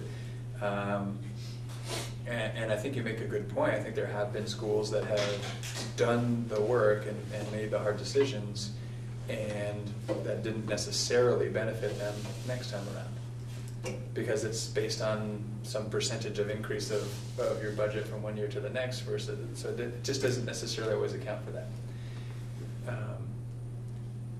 And whether or not they begin to acknowledge that at the state level, I've heard some conversation about it, that's promising. I don't know where it's gonna go from there. Can you remind me if you have the figure? I know that I think that the $13 million is kind of coming out of the budget because of some of the healthcare, the decisions on the teacher health contract. I understand it was that 8.5 of that hit in FY18 statewide, and 4.5 hit in FY19. Do It's you know about what that 65%. what our share is of that 8.5? We're doing budget development, I guess, for 19. So in the year you're developing the budget for now, 19, do you know what our share of that is? Is there a number that kind of says, yeah, this is the amount that is kind of getting taken back? The clawback. Yeah. Like, do we have a number for our district? 43,000 for FY19? Yeah, somewhere in that. And so it was around 'Cause it's 67, 63,000 and 18, something like that? This year. Yep. Or 80? Yeah, around 65, yeah, for FY18. Okay. Year we're in. I was just curious. Actually, 49,783. For FY19, for next year, 49,000. Okay, thank you. And it was about 65-ish, a little more than that this year. Okay. Anybody need any other information? Sounds like we're gonna see something next month. Can I interject a question? Sure. So it looks like you're having this community forum prior to the board meeting where we would get handed the first draft. So the budget development timeline that's in here now is a draft, and so the next topic for action is to develop a community engagement plan for the budget. So that may change based on this conversation that I think is going to be coming soon in this meeting. That seems a little bit like we don't get to see it until everybody else sees it, which you may not have any choice because of the timeline. There's a philosophical aspect to that, though. So Sure. last year, Maybe we want to hear everything they have to say about it before we make up our own mind. right? This simply sort of modeled what we did last year. Okay. And the thinking at the time last year was to really sort of hear the community's sort of thoughts on the budget and take that into account as the board has to make the decisions it has to make. For the board to be seeing it for the first time and hearing the feedback at the same time as everyone else might be beneficial, rather than the board seeing it well in advance and beginning to formulate its own ideas prior to getting input from the community. So there's probably pros and cons to either approach, and I think that's part of what the board needs to talk about after is what's the approach that works for this board with this new budget. And in many ways, things are different this time than they've been in the past. So.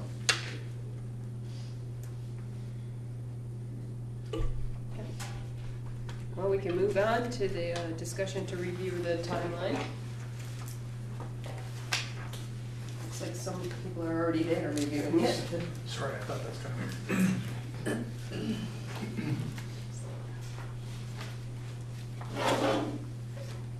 Central office.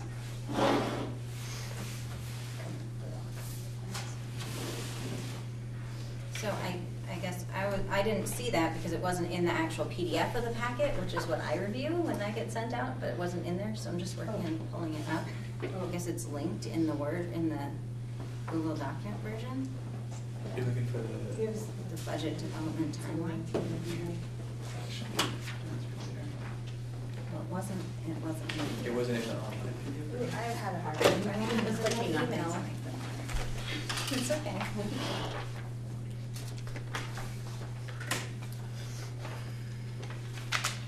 Is this yours? Do you need that? No, no, it's just an extra one.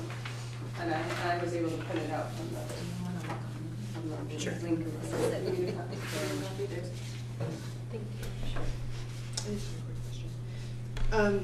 In December, it says update budget based on new figures from state. Are those figures we already had? Or is that what you meant when you said we kind of had that, or was that something different? No, so for example, so the target is for FY19 per pupil, per equalized pupil spending to be the same as FY18. We don't get our equalized pupil figure, our first equalized pupil figure until it's supposed to be Friday. December 1st is when we're supposed to get it. We may not get it Friday, it might come after Friday, and in all likelihood what we get Friday isn't going to be the real number. We'll get 2 or 3 or 4 versions of the equalized pupil number typically, and I think that's what it was last year. Right. So, Yeah. and pretty much every time we meet, like there will be information we get after you adopt the budget. Then we'll then have to adapt the that budget. We don't get to adapt. Oh, we the don't budget. get to adapt because we've already. Right. And that's typical of what happens with some of those? That's fairly standard. It happens all the time. In fact, sometimes we're holding on for a number just to have a clue of what we're looking at. And that's part of why board meetings tend to happen toward the end of the month, because it gives as much time as possible to receive the information we need to do the work that needs to happen so that you can approve the budget. Allison?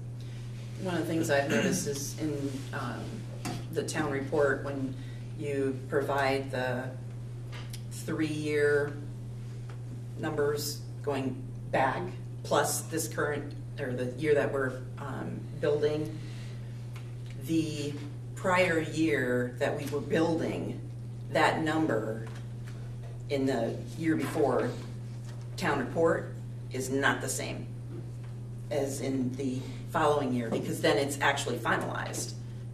So it's a moving target.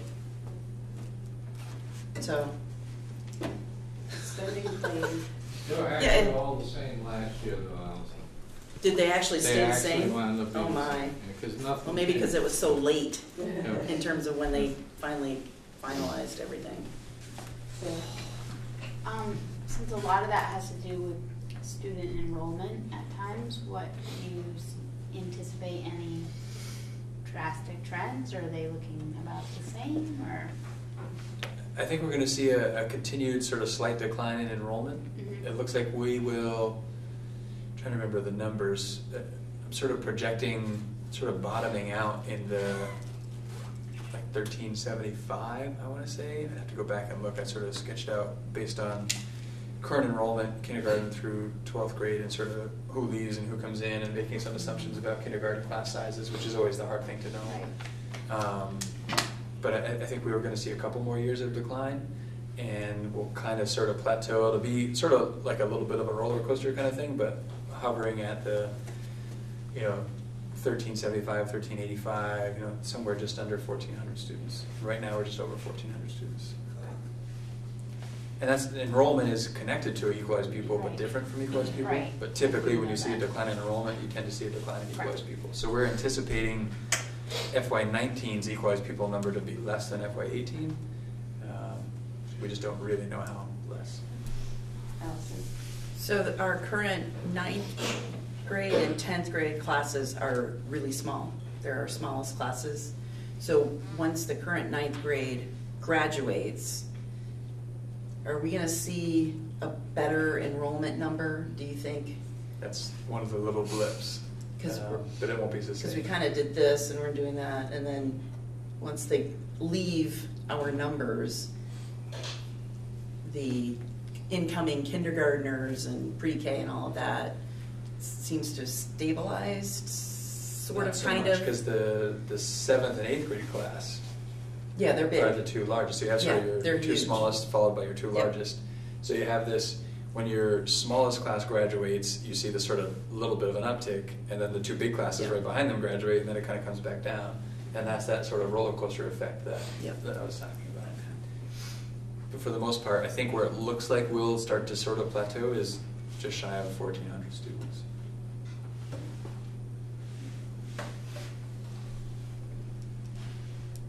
Anyone else?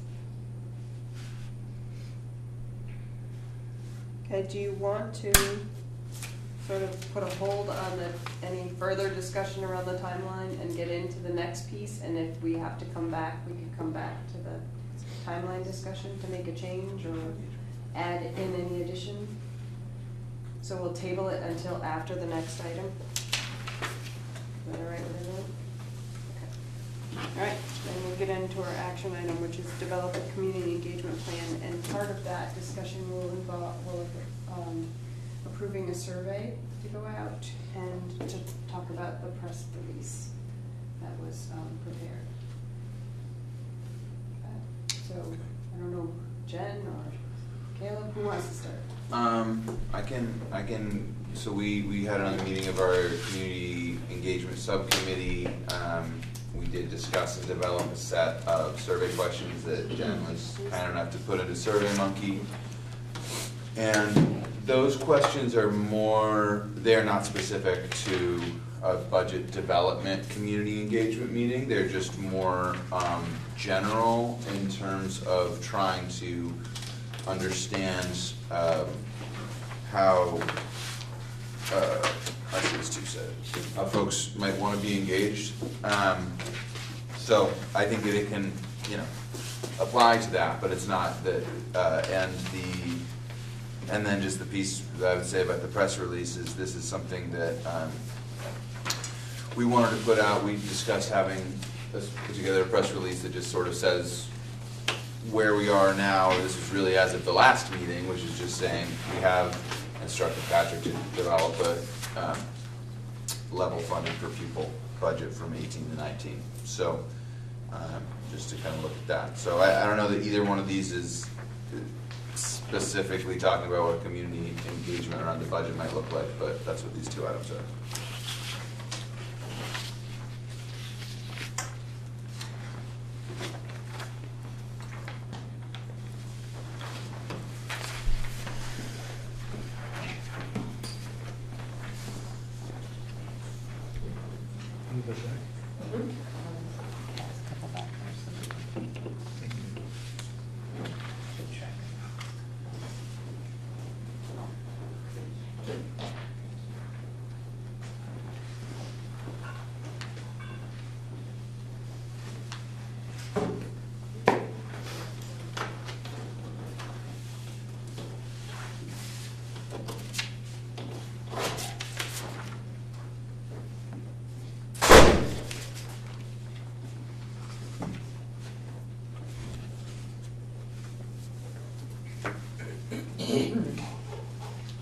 So I don't know what the best way is to, but I guess, I don't know if it fits under this action item, but I guess we are hoping to get feedback and maybe approval to move forward with the survey.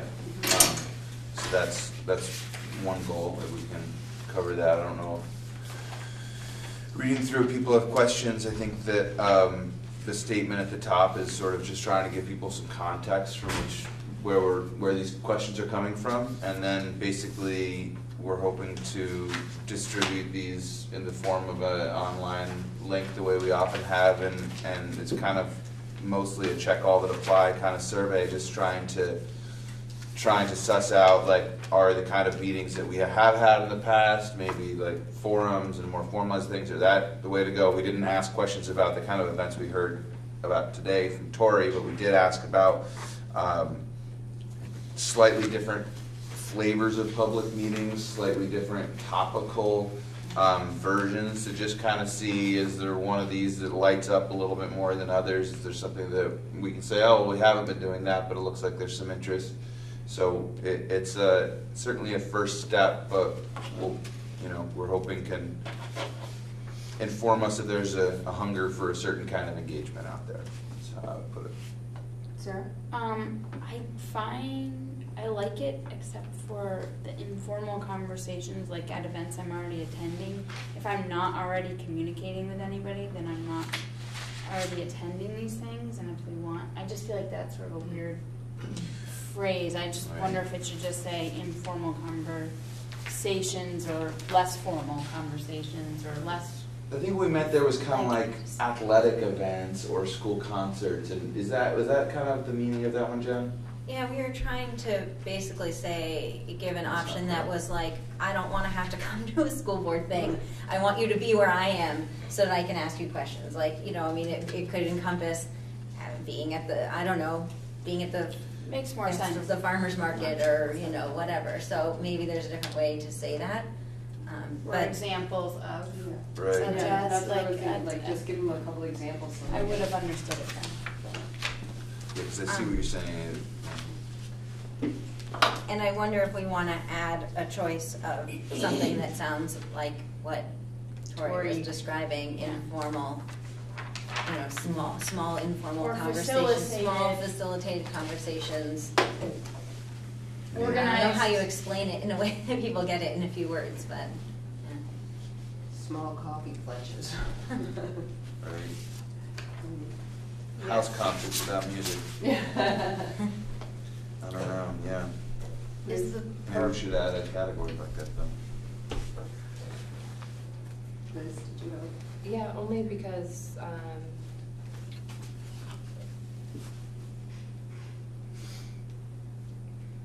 is there something tricky about the informal conversations that I'm not, that's a tricky thing, because there's some regulations around that, so that might just be something that we just do if you see people and know people and you handle it the way we've been trained to handle it, but, maybe just put something there that's an invite, and the things that we're inviting them, like, press release newsletter could also say Front Porch Forum, for instance, because we use that a lot.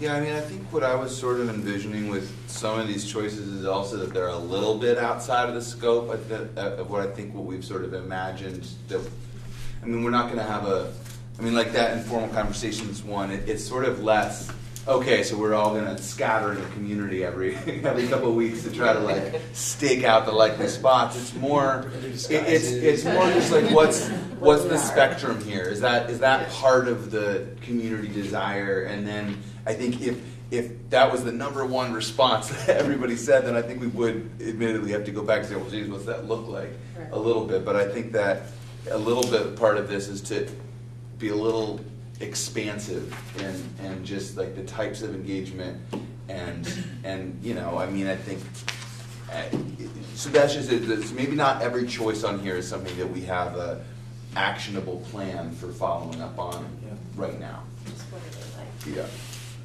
So like the affinity group, or the neighborhood learning conversation, Yeah, well, some of that, Inviting I don't think board we're members in any here. position to start that until, we decide whether we're gonna invest in a facilitator, because I don't think Right. that's something you wanna step into without an idea. or That would be a coffee get-togethers, or people joining the board. That was interesting. Right, so I think part of the challenge, in my opinion, of the survey is to give some choices, but not give 25 choices, keep it kind of broad enough that then maybe we can take that feedback and maybe we have follow-up questions, maybe there's something that we learn from that and go, gee, what could that look like? But I mean, to me, part of what we're trying to get at with that first question is like, do you want to actually come to a meeting, or are you gonna? I mean, I'm guilty of this. If I'm not invited because I'm on the board, I'm like, oh man, it'd be so interesting for that renovation thing. But like, I gotta drive my kids to something else, and I don't get there. And so we might get some really interesting feedback from people of, well, if you're gonna have a meeting, if you offer this, then maybe I'll make a meeting there. Or, I just. Well, we did actually put food and childcare on the list. I don't know if we're in a position to do those things, but wouldn't it surely be interesting if everyone said, gee, if you had childcare, I'd make a point of coming. Like, maybe we'd get creative. Right, and in terms of the budget meetings, this is where I thought it. I mean, if you get, in the first week, you get some glaring results back, I think we could use that information as we head into that budget meeting. Yeah. And, preparing for that, use what we learn along the way to help us through that first time. Sarah? I also get confused on number 1 where it says what formats would be most helpful for you to communicate with your school board members. Do you mean the school board members to communicate with you? I guess I'm confused on which, like, if I want to communicate with a school board member, I might like try to find one and write them an email. Like, I guess I would interpret that question differently. Right. Right, and I mean, maybe we should include that as an option. Do you wanna, just look up our emails? I think what we're kinda, what I think that question's asking is. Interact? Yeah, As interact, opposed yeah, to or have access to, or, I think it's kind of like, Access because it's true, yeah, if you wanna say, say something directly or have a direct concern, you might be able to do that, but I think the intention was sort of, where would you like to find us? Or learn about what we're doing, or Right. stay informed, like, just, I guess, what's the purpose That's of a good point, though. Well, then we have our list over here: inform, consult, Yes. involve, collaborate, empower. So, Well, I think, so just to differentiate though, is like, we're wanting them to come communicate with us. So I mean, I think Right. that we're sharing information with them, but I think a lot of it is like, we are trying to solicit a certain level of feedback. And so I think by saying communicate with us, like, I think it's less us sort of providing a lot of information and more of like hearing what people have to say. So I think that's also kind of the language piece there.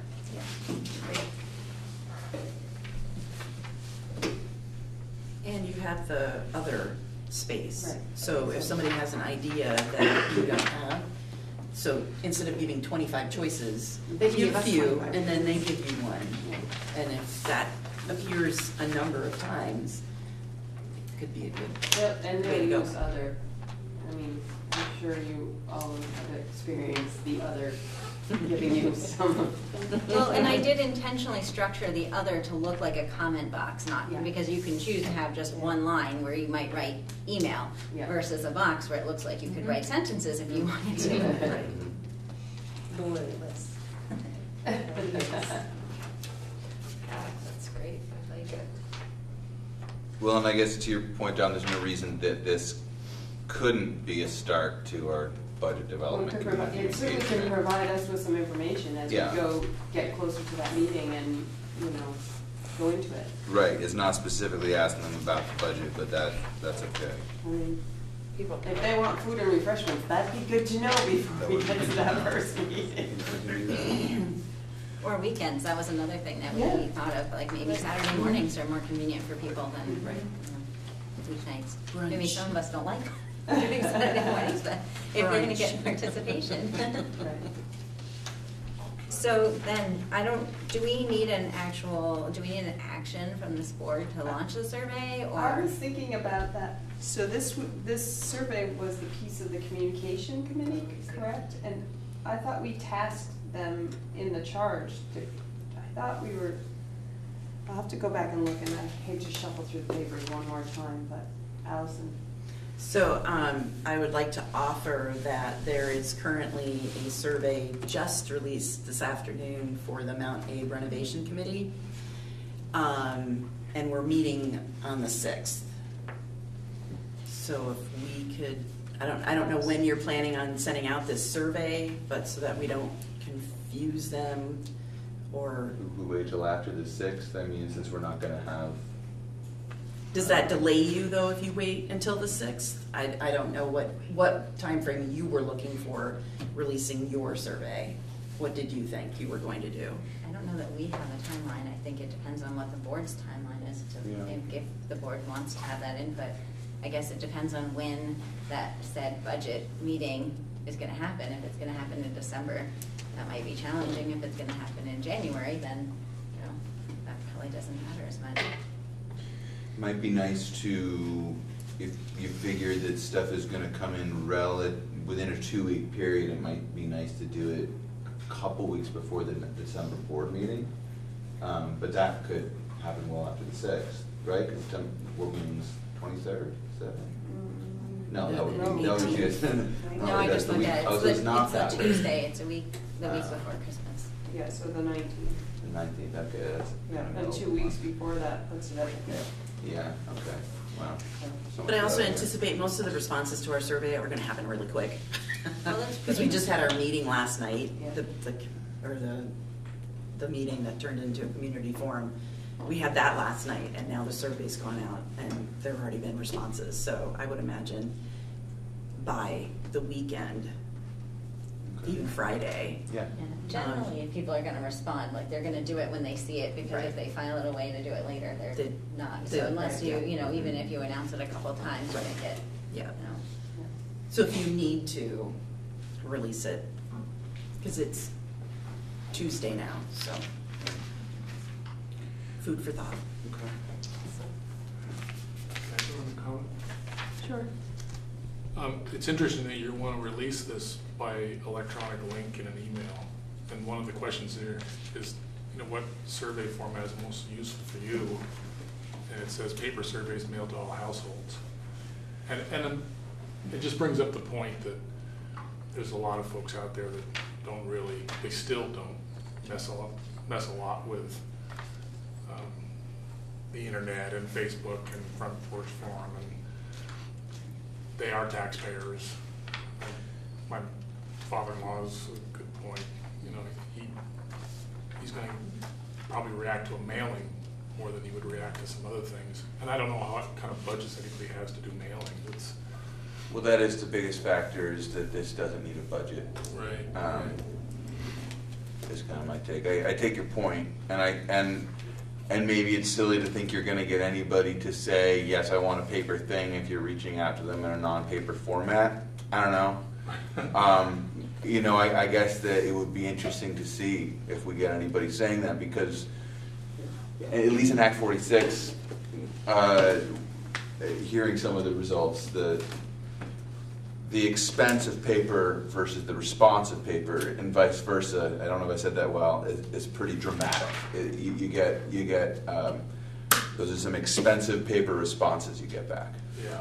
I guess it's, Right, yeah, and what we found with Act 46, we did a mailing, we mailed a postcard that wasn't the actual survey, but it was a postcard that had the link to the survey and told you could pick them up in XYZ locations if you wanted a paper one. And we did get a bump of responses in the online survey after we mailed the postcard. So I think we reached people who maybe aren't on Front Porch Forum, so they hadn't seen it electronically, but they still went on the computer to fill out the survey. We got, I think, a sum total of 5 paper surveys. I mean, it was like less, I mean, we made, I don't know, 300 or 500 copies in Port Karen and put them out all over and recycled them all. Like, nobody used those at all. Right, right. So I agree that there would be a benefit of getting it out to all the houses, but we just, you know, the cost of that postcard mailing, $600 Right, or it's hard. $800, I think. Yeah. And the logistics, you know, it takes weeks too. it's a good point you're making, though. I mean, it's Liz, challenging. Reading this. Thinking of the, I think she did a good job explaining, because the affinity group, well, we each, as a board, could take it upon ourselves, and everybody, that when you do talk to people, say, hey, you know, be sure to print it out for somebody that you know doesn't go on the computer. And then, because it seems like you can't possibly, nobody knows everybody, you're not gonna do it for everyone in your community, but we do, when you add up each individual person, we know a lot of the community. So we could just offer and make a point, take it upon ourselves to print it out for somebody that you know wouldn't necessarily go online to do it. I consider myself obviously pretty computer literate in my work and what I have to do. But it's funny, I find that I read the Starksboro Gazette because it's mailed to me and printed. I probably wouldn't go online and read it otherwise. It's just odd, you know. It's like I almost enjoy getting that every month, you know, and opening that up and seeing the scoop in it. And if there was a insert for a survey and something like that, I'd be interested to know how many people you would end up getting a response from. Jen? So if we could go back to the question of whether this board needs to take an action. So I know that my sense when we met as I thought we were the community engagement committee, but whatever committee we are, I wasn't aware that we had been given a formal charge, and so we did not take a specific action because we understood that we needed to bring the recommendation back to this board. So for the expedient moving forward of the survey, I think it would be great if we could take an action tonight, because otherwise I think that the subcommittee would probably have to meet again to take an action to release the survey. Yeah. I was looking back and I couldn't, there's a gap in the minutes, I couldn't find the minutes I need to look at to see, but we can certainly have an action item where we tell the committee to go ahead with the survey and put it up there. We'll do that now. That'd be great. If you make the motion. You just authorize the community engagement, are you communication, is that your I thought we did community Communicate. engagement committee. committee? Is that what you think you are? Subcommittee. Community We- engagement I guess we subcommittee. That's what need we've to been look- calling, there that's what we've there been was a warning our comment. meetings as. There we go, that's CE what we are. subcommittee, yes. Community engagement. Subcommittee, that's Subcommittee. official. All right, so the action, so the motion would be to authorize the community engagement committee to take action on the survey. Yes. Are you making that, Sarah? Yes. I'm so moved. So moved. All right, is there I'll a second second? that. Which is Caleb. All right, any further discussion? All those in favor of the community engagement subcommittee taking action on the survey, please say aye. Aye. Any opposed? All right. And we'll get front porch forum posters in different towns, that can be part of our action that we're gonna start taking. So- And we do have a supervisor union account that posts to all 5 towns. Oh, great. We get to send 4 You get a 4 month. a month. For a month, yeah. So it's been brought to my attention after the last post that I sent in that for the representatives on the renovation committee, that it didn't make it to all towns. It didn't make it to Moncton, it didn't go in Starksboro. Right. Yeah, I didn't see it. Karen Karen had heard that and she went and checked Yeah. and was convinced it was, so. I looked back and further issues. I just see couldn't Karen's find- and Bristol's. That's And all, usually when Bristol she was the only posts- place, so I don't know if they're shorting you or We're what. not getting our but- money's worth if that's the Yeah, case. right, that was just my point. Because usually when Karen does post Yeah. the global one, I see it in all of the towns. Right, and I And didn't. this one, I didn't. Yeah. And yes, somebody brought that up. Yeah, so just an FYI. So- So do you, and the Check press, into now on to the press release, do you need any action on that? Does Um, anybody have any comments on the press release? Or are they good to go on that one? I like it. I don't know if we need an action, I think it was requested that we draft something at our last meeting, and draft we have, so maybe we should just have an action to, Sure. I don't know, should approve it? should I, and then just to clarify whether, as chair of our subcommittee, I would take the next step, or if this is being handed to whoever gives press releases to the press. I guess I'm asking, is that me to do that next step? I don't know how the next step. How do press releases happen? Where do press Do they releases just come send them from? to Gayan? Is that what happens? Or can you just submit it? You can just submit it. I don't recall specifically who it needs to be submitted to is all. Yeah. And so I would say, if you want to find out who to submit it to and submit it, that's the way to go, or we send it to Karen and we can Okay. facilitate. I'm happy to, I think I got some address for like letter to the editor stuff, but some, and then it's just a matter of who we submit it to as an independent, right? Is that the norm? Yes. So I think probably this meeting is not the time to get into this, but we did have some discussion within our subcommittee about whether we were a community engagement subcommittee or a communication subcommittee. And I personally see that those are related but not the same thing. And so I think it would be very beneficial, perhaps at our next meeting, if there's time, to have some discussion about what the actual charge of our subcommittee is. We discussed whether we should draft something and see if everyone likes it, or whether we should discuss it at this board first. But I know that we were feeling a little bit uncertain about, beyond drafting a survey, what we were actually tasked with going forward to do. I feel like I saw a note that I wrote myself, that you were gonna come back with an idea of what you thought your charge would encompass. And I don't, it's on a late morning. Yeah, no, And I seem to remember that. think that we were gonna look to you for some guidance. So how about that, if everyone's in agreement? You come back and tell us what you think the scope of your work's gonna be. I'm making a note on that. But I'll make sure it's on the agenda, how's that? Great.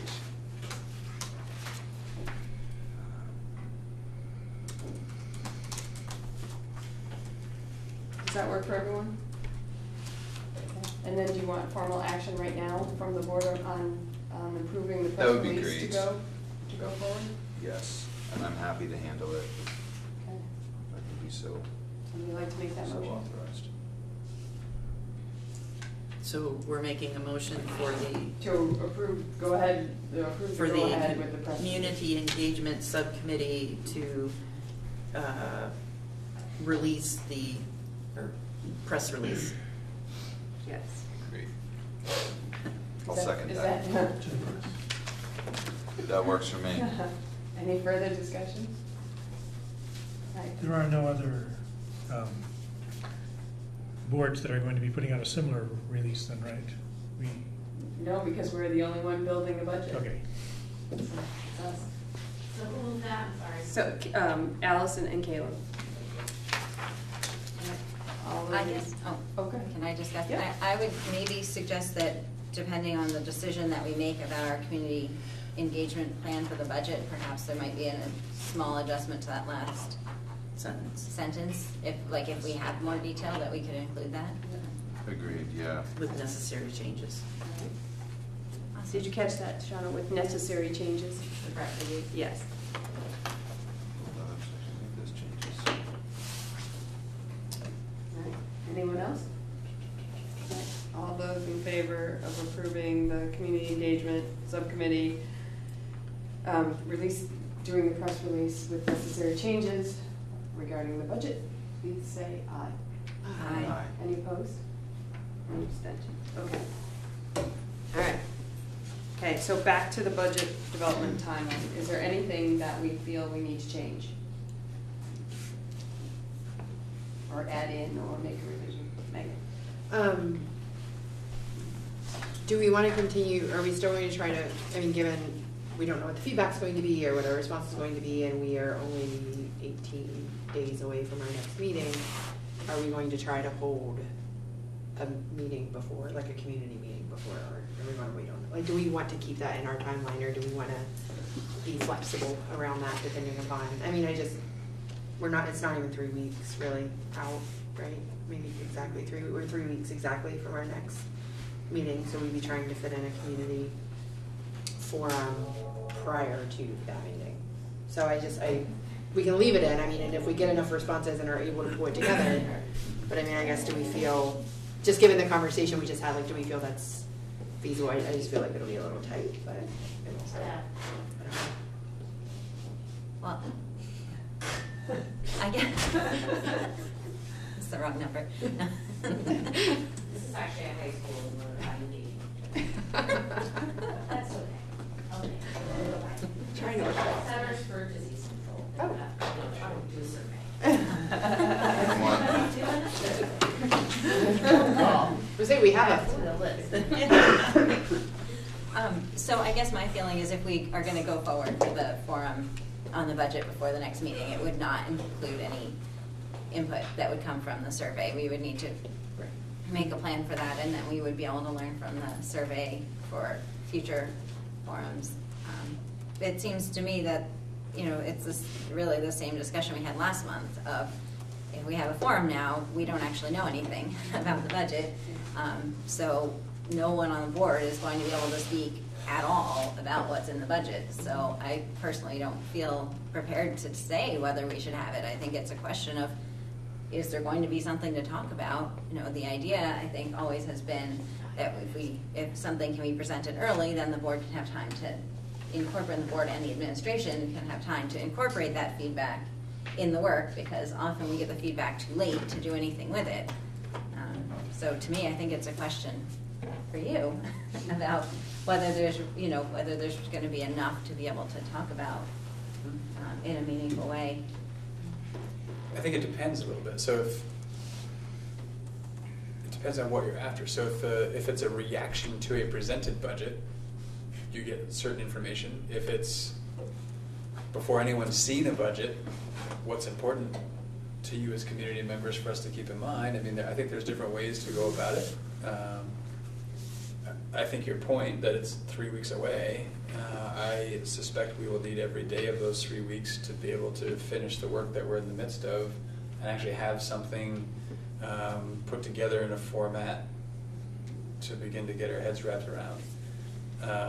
So the reality of something prior to that, I think, would be difficult.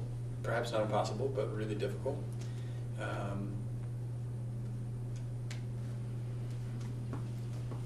I think the conversation has to begin with what's your desire as a board for information from the community, and then how can we get to that point? So last year we did something similar. We had that meeting at Bristol Elementary, and we did get some information because there were exit surveys. So we did get some information from that, and it wasn't in a board meeting format. It was more of a presentation, and board members were there, kind of thing. So. Well, I think the other piece, and this is, I think, a conversation that came up last month at this meeting, sort of roles and responsibilities, who's doing what for this community forum. So last year it was really myself and the administrators that presented the information, and there was conversation at this meeting last month about should it be board members representing the information and collecting the feedback. In an effort to show sort of the board's role and responsibility for sort of owning the budget. Even that conversation would be good to sort of flesh out and know where does the board stand in terms of what does it want as its responsibility for a community forum, and what would be the superintendent's, and that's all driven by what you hope to get out of a community forum. Sir, let's say this, often as a teacher in a school, I've had it presented, here's what I'm going to be presenting to the school board this evening, and it's been almost on that day, and it's been very informative, so there wasn't a lot of shock. At the same time, or surprise, there's been, here's where we're starting, and then the conversation happens. That always, we always send at least one teacher plus to every single board meeting, especially that one. Parent groups are sort of invited to go to it, and I think it's good to have the conversation with people at the table, like Tori, is that her name, was talking about, and I think the purpose would be so that the budget that's presented eventually is at a cost that we think is reasonable, right? I don't know. I think as a board member, I'm going to learn at that moment, and I don't think I can own it until I learn it. But I also think there should be other players involved in the conversation. So I sort of like the idea of, I don't know if I would call it a forum, but I would definitely have it be, we want as many people involved in this, even the first look. I don't care if I'm looking at it for the first time as a board member, as somebody else, but I don't know, that's my own opinion. Okay. Given that we're gonna have a tight turnaround if we can do it, does your office, Patrick, have the resources to be able to kind of, and I know I've talked about this, I'm not saying it's been our will as a board, but the kind of budget narrative idea, the kind of idea of, okay, we're developing this budget of 0% growth, where's the rubber really hitting the road, so that we can kind of give people an idea of like, okay, well here's what this looks like right now, so people can say, oh my God, that's cutting way too deep, I can't imagine that, or boy, we don't think you're cutting enough. We kind of think that, just to even give people some kind of a measuring stick to say, yeah, we've kind of done some things, and here's really, is that something that when that draft budget is going to come out, is going to be all we can do just to get the whole thing, or is it possible to do that work along with it so that we're positioned to make, I'm not saying make a pitch or a case for exactly, but to make an accurate portrayal of it, the way it's communicable. Yeah, there are two things that come to mind as I think about the timing. So one is actually doing the work to put it together, and doing that with sufficient enough time leading up to the board meeting that we can engage in conversations with our schools and the teachers and support staff, and they shouldn't hear it for the first time by watching NEAT TV. So we need to, so that's the greatest concern is having the time to do both of those things.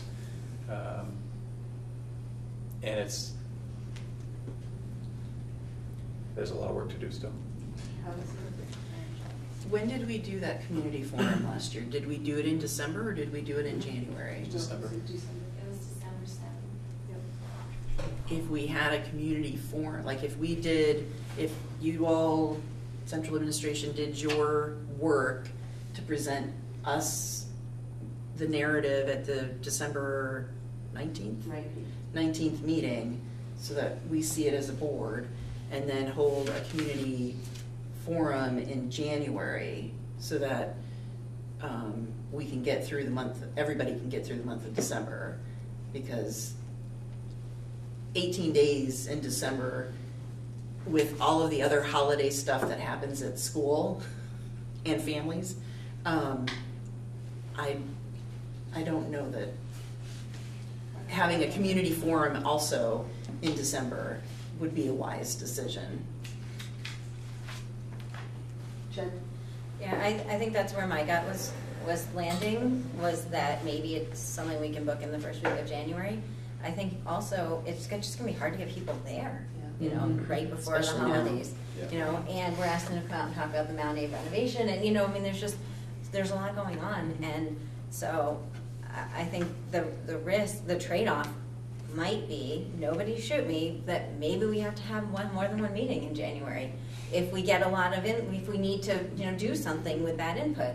But I just don't know, like, I don't see that we're gonna be ready to have a meaningful conversation and to be able to get people to come to the table in December.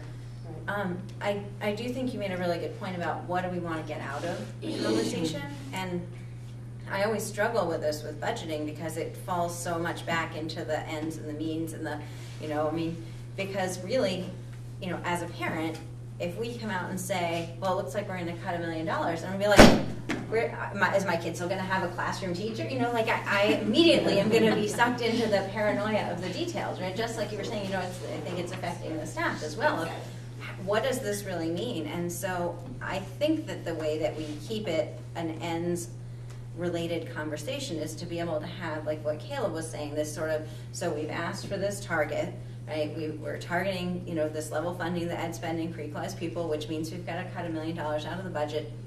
Big picture, this is what that means, you know. The trade, you know, the other side is, so we don't cut $1 million out of the budget, and we maybe have tax impacts, or, you know, like it's that, how does our community balance the costs versus the benefits? Is I think what that conversation needs to look like, and it shouldn't be at a, well, I want one more paraeducator in the Bristol Elementary, you know, like that's not what the conversation is. But at the same time, like you have to have at least some level of detail for people to be able to wrap their head around. Right, and that's sort of the idea, is to be able to say, so this was the target.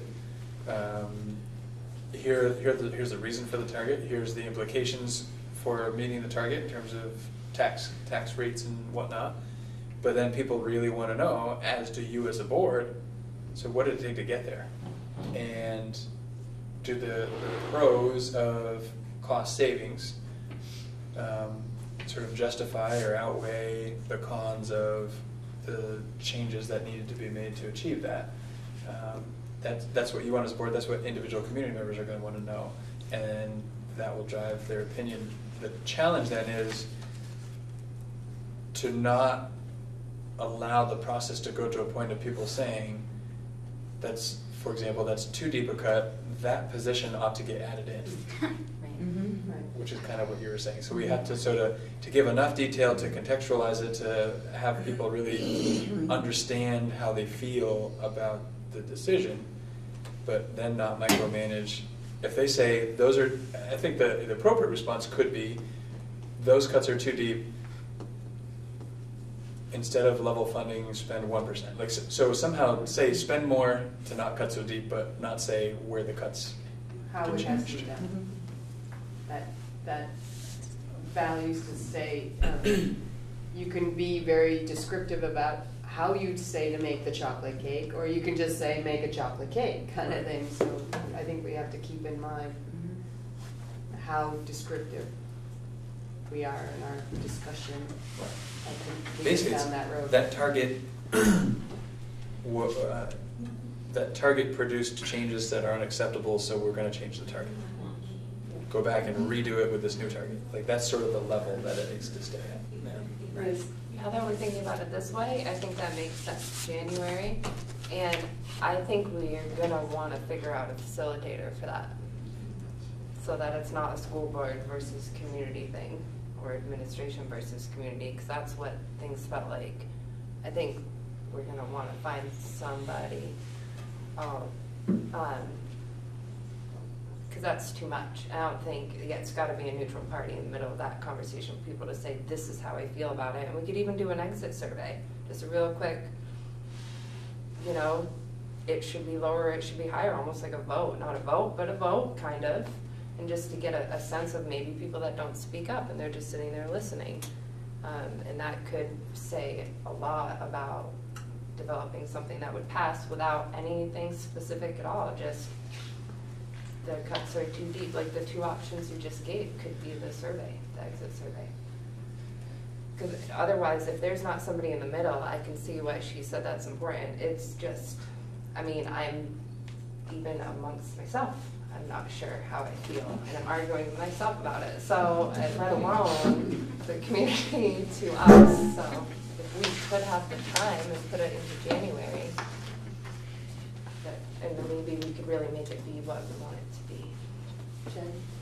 I wonder if we could follow a similar structure to what we used for one of the Act 46 community engagements up in Lincoln, because I think that was fairly productive. So there was a brief presentation, and there were kind of like different parts of the meeting, but the part that I think is helpful was that then everyone broke out into small groups, and they had a sheet with specific questions.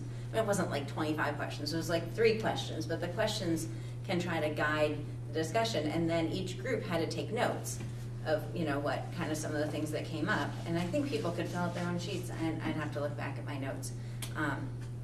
But it's a way that you get more people talking, and that was really, we were really worried. We didn't want the 3 people who always raise their hand to, you know, talk for 45 minutes, and then the other people in the room to never say anything. So maybe we could do something along that structure.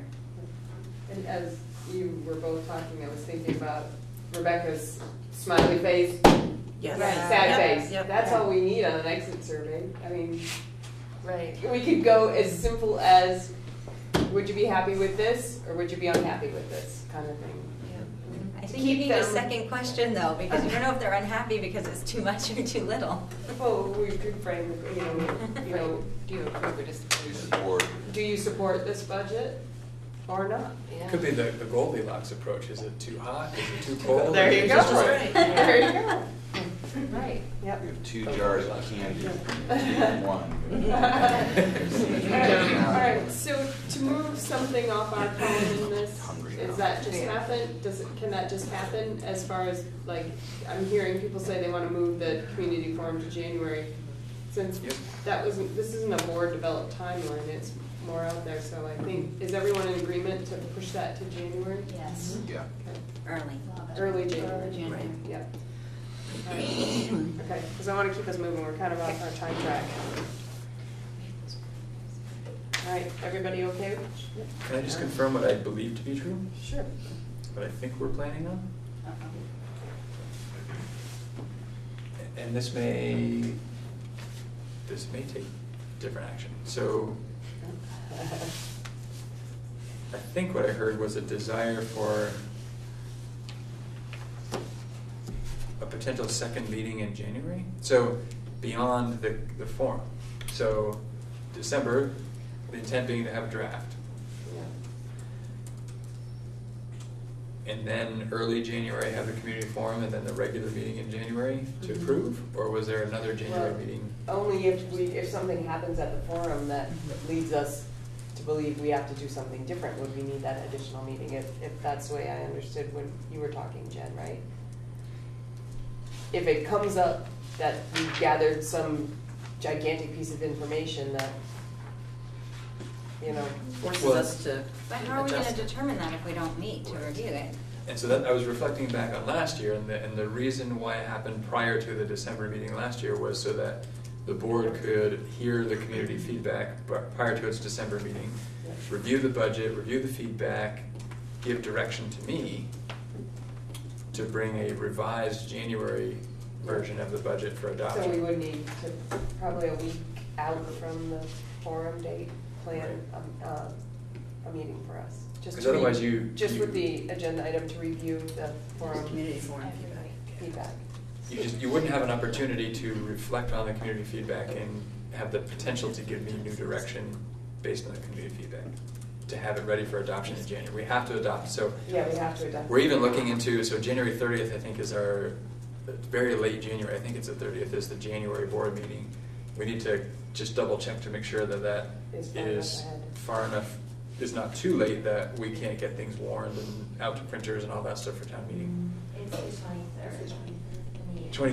23rd, okay, so that's better. I have one in for the 23rd and one in for the 30th, but I'm not sure. I have two in my calendar. So the all board work plan says January 30. Or December. I don't know why I have the 23rd.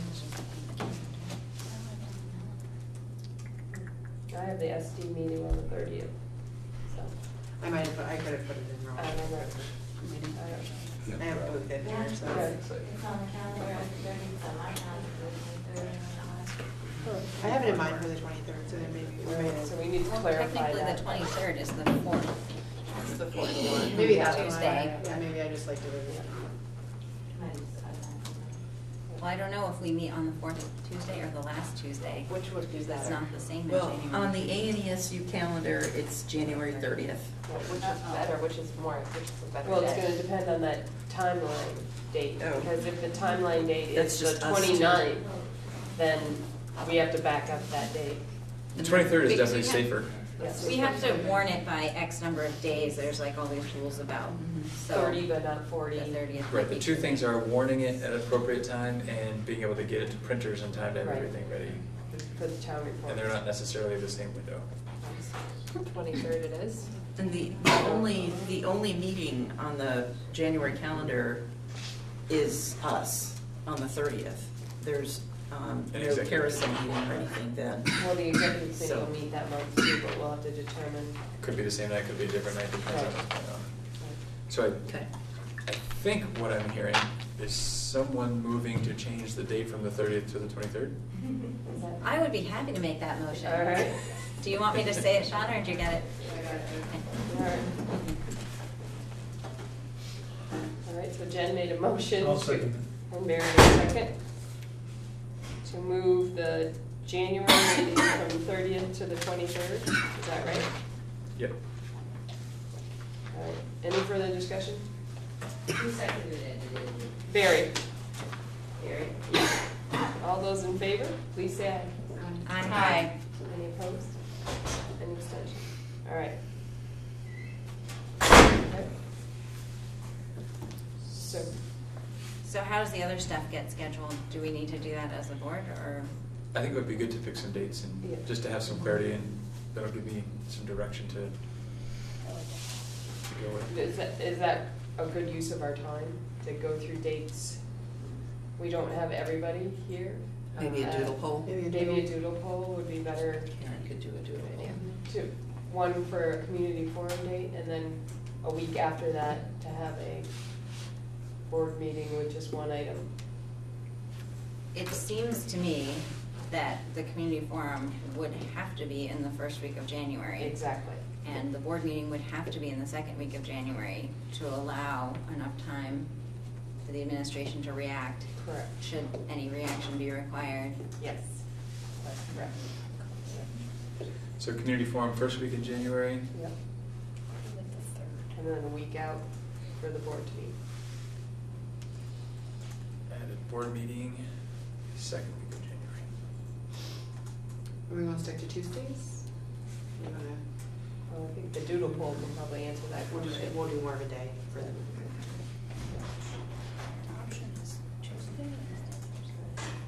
All right. Do we need to go through anything else? On the budget, development timeline. Jen? So I heard Patrick suggesting it would be good to have some clarity about who might be presenting. Is that something that we want to decide at our December meeting? Maybe we don't need to determine that yet, since we're moving to January? Or do I we think need we to? could, I think we could. We're running a little behind schedule tonight, so I think we could.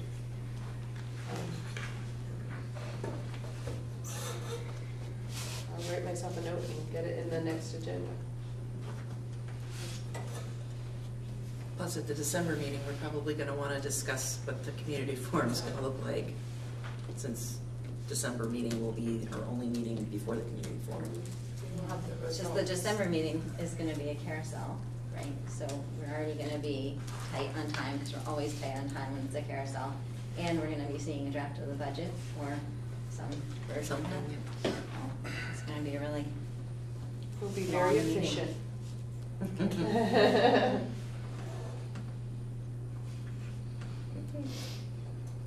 Okay, I have that down to add to the next agenda. Okay. Then we'll keep moving along. Everybody good? Down to board management and governance. We have an action item to accept the monitoring report for 4.1. This was written, and the executive committee is going to receive that tomorrow night. It is different than a typical monitoring report because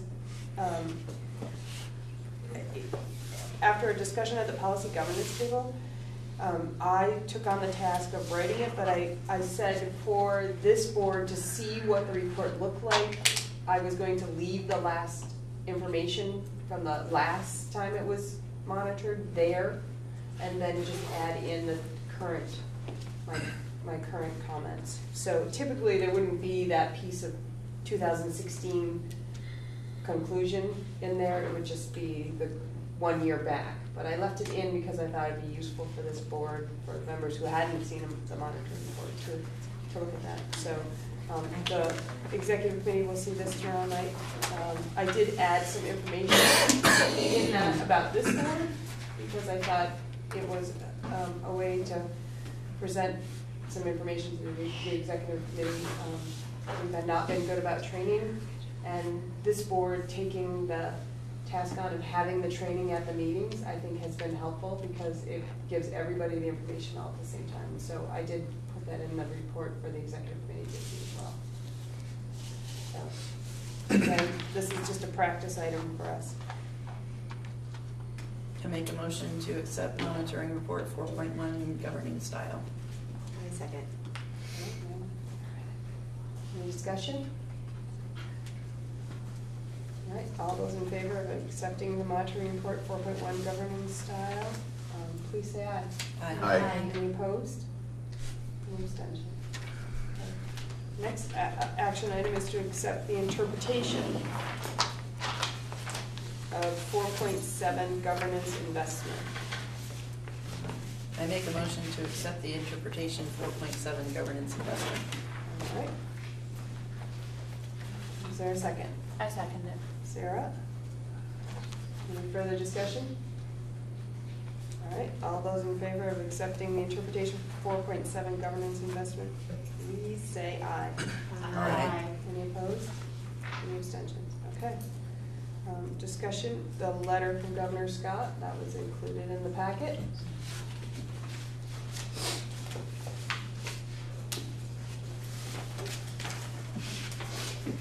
Anything you want to discuss?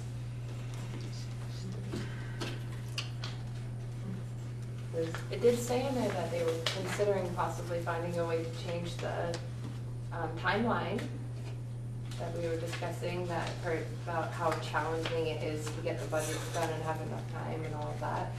So maybe that'll happen. That would be good. To get the equalized spending per pupil to hour earlier, things like that. So that would be nice. Hopefully it's not shorter. I just have a question, is that, you know, that they're committed to working to develop a range of tools to support and accelerate our innovation, and have they started to develop those tools or shared what those tools are, or anything Not that I've along heard. those Yeah, lines? have you looked into Are something? there I'm not any, looking are there into? any innovative things that have nothing that's come out. That was really the one thing that stood out to me that I hadn't seen, is that, you know, we're driving innovation, but I hadn't actually heard of any innovation which had sort of been forthcoming, so. Just curious. Do we know this education summit that's referred to here is scheduled? I think it's scheduled. I think it's somewhat by invitation. I don't think it's necessarily a sort of a broad, open to anyone education summit. Because are they in recess at the moment and come back in January? Right. So They still can have like committee meetings and stuff though. right, but generally speaking, they don't meet in December. True, but this didn't sound like a legislative meeting. I mean, it's a little vague. It's Right. why we'll host an education summit in December. I mean, that's the level of detail, but it's not like a letters to legislators. Yeah. I think I recall seeing an email speaking to even having a representative or some number of representatives from the superintendent's present. So it's not, that's where I'm kind of getting the by invitation sort of. Yep.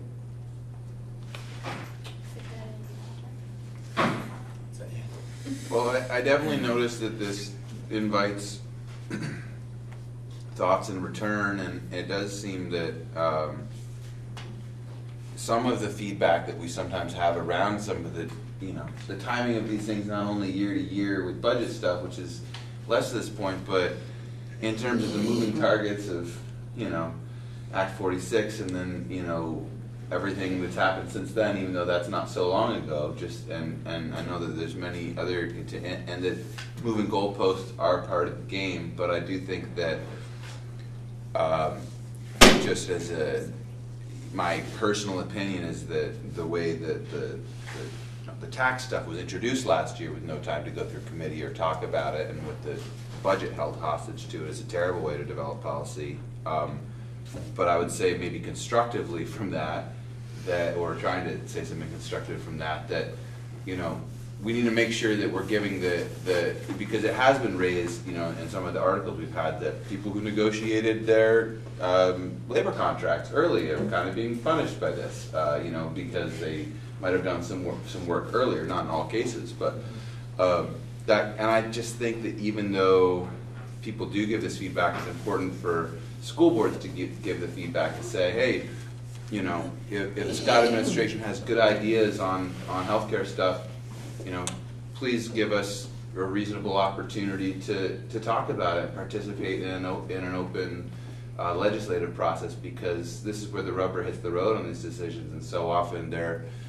they seem to be less in the public view. So I'll get off my soapbox, but that is what I would say about this letter, is that I hope that there is a response from school boards and maybe from our board that says, yeah, we hear you, and as we're having good conversations in the future, maybe let's have, you know, time to talk about them before they're enacted into law. That's all I think about this letter.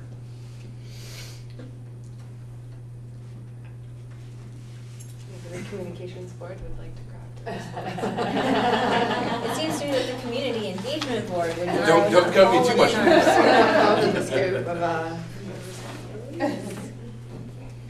All right. Anyone else dying to? No. All right. We're gonna keep moving. Okay. I don't believe we need an executive session, so we're moving on. Public comment. At our last meeting, we came and we were a little freer with that, but I realized after that little exchange that I don't think that we have talked about public comment and how it's handled. And I just want to sort of remind everyone that there's some guidelines at the bottom of our agenda that talk about public comment, and it's not typically a time when we engage in a lot of back and forth discussion on a topic, because you know, if somebody comes with something they want something to happen, we can't act on it anyway. We have an agenda for a reason, because it sort of spells out our work for our meeting. And to give, when I first got on the board, people would say, well, you can't really address anything somebody brings to you in public comment, because what about the other people? What about somebody else who had a, something to say about that? You have taken away their opportunity to comment, and if you make a decision, you really eliminated them out of the conversation. So it's a listening. Sometimes there can be some direction, maybe the person, they can be directed where to go to get some of the information they're looking for, but it's typically not a back and forth. It's a time to listen kind of thing. And I just wanted to remind people of that kind of thing. So with that being said, is there any public comment? All right. We have our meeting evaluation. And I don't think we have one online, so I think we just do it in person. So I don't think ours is online yet. So what is the level of engagement of all board members? Your choices are high, low, and you can give some comments. I think the level of the engagement of the board members who are present was great. All right.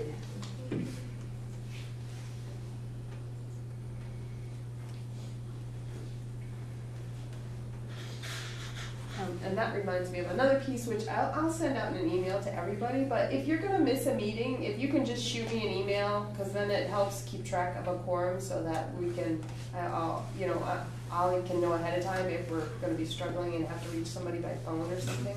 So if you could definitely just shoot me an email that says, I'm not going to make it, then I can plan accordingly. So. Okay, was the agenda followed? Yes. Yes. Any comments? I have a question, maybe it's a comment. So we used to have a section of the agenda where you could bring up things that weren't specifically on the agenda. And I know that that section has gone away. I'm assuming that's part of our efficiency, but it leaves no opportunity to bring up things that weren't envisioned on the agenda, even as a board member comment or whatever. So perhaps we can consider what structures might be available for board members to make comments about the agenda. That was a result of some policy governance work that it came about, that it really should be removed from all agendas. There shouldn't be a board other, because the work is spelled out, and we should stay within our work. So I can certainly have a discussion back at the policy and governance, and perhaps there's some brainstorming we can come up with as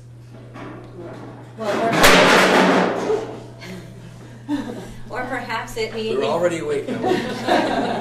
Perhaps the appropriate channel is to provide feedback directly to the chair outside of the meeting. Sure. If there's a okay. Yeah, that would work too. Something that's always an option. And if I need more information, or if I need, I can get to the bottom of it or research it and get back to you. Okay. What went well with the meeting? Yeah, Tori was awesome. That was good.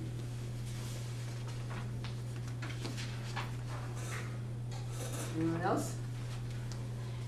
I also thought we had a really productive discussion about how we want to handle the next steps of the budget. I thought that was good. Yeah, I thought so too. I appreciate the update on what's happened so far.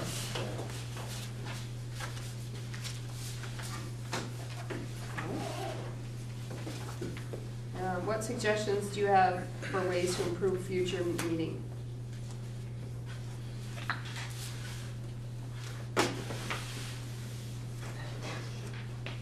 So I miss hearing from principals.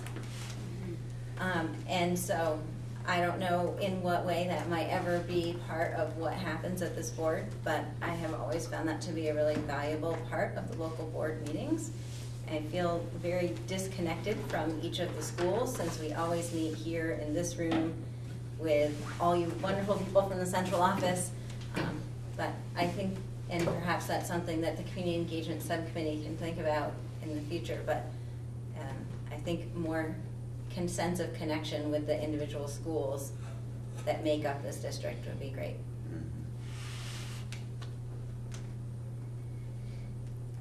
I see I'm going to get my thing in one way or another. why it's there.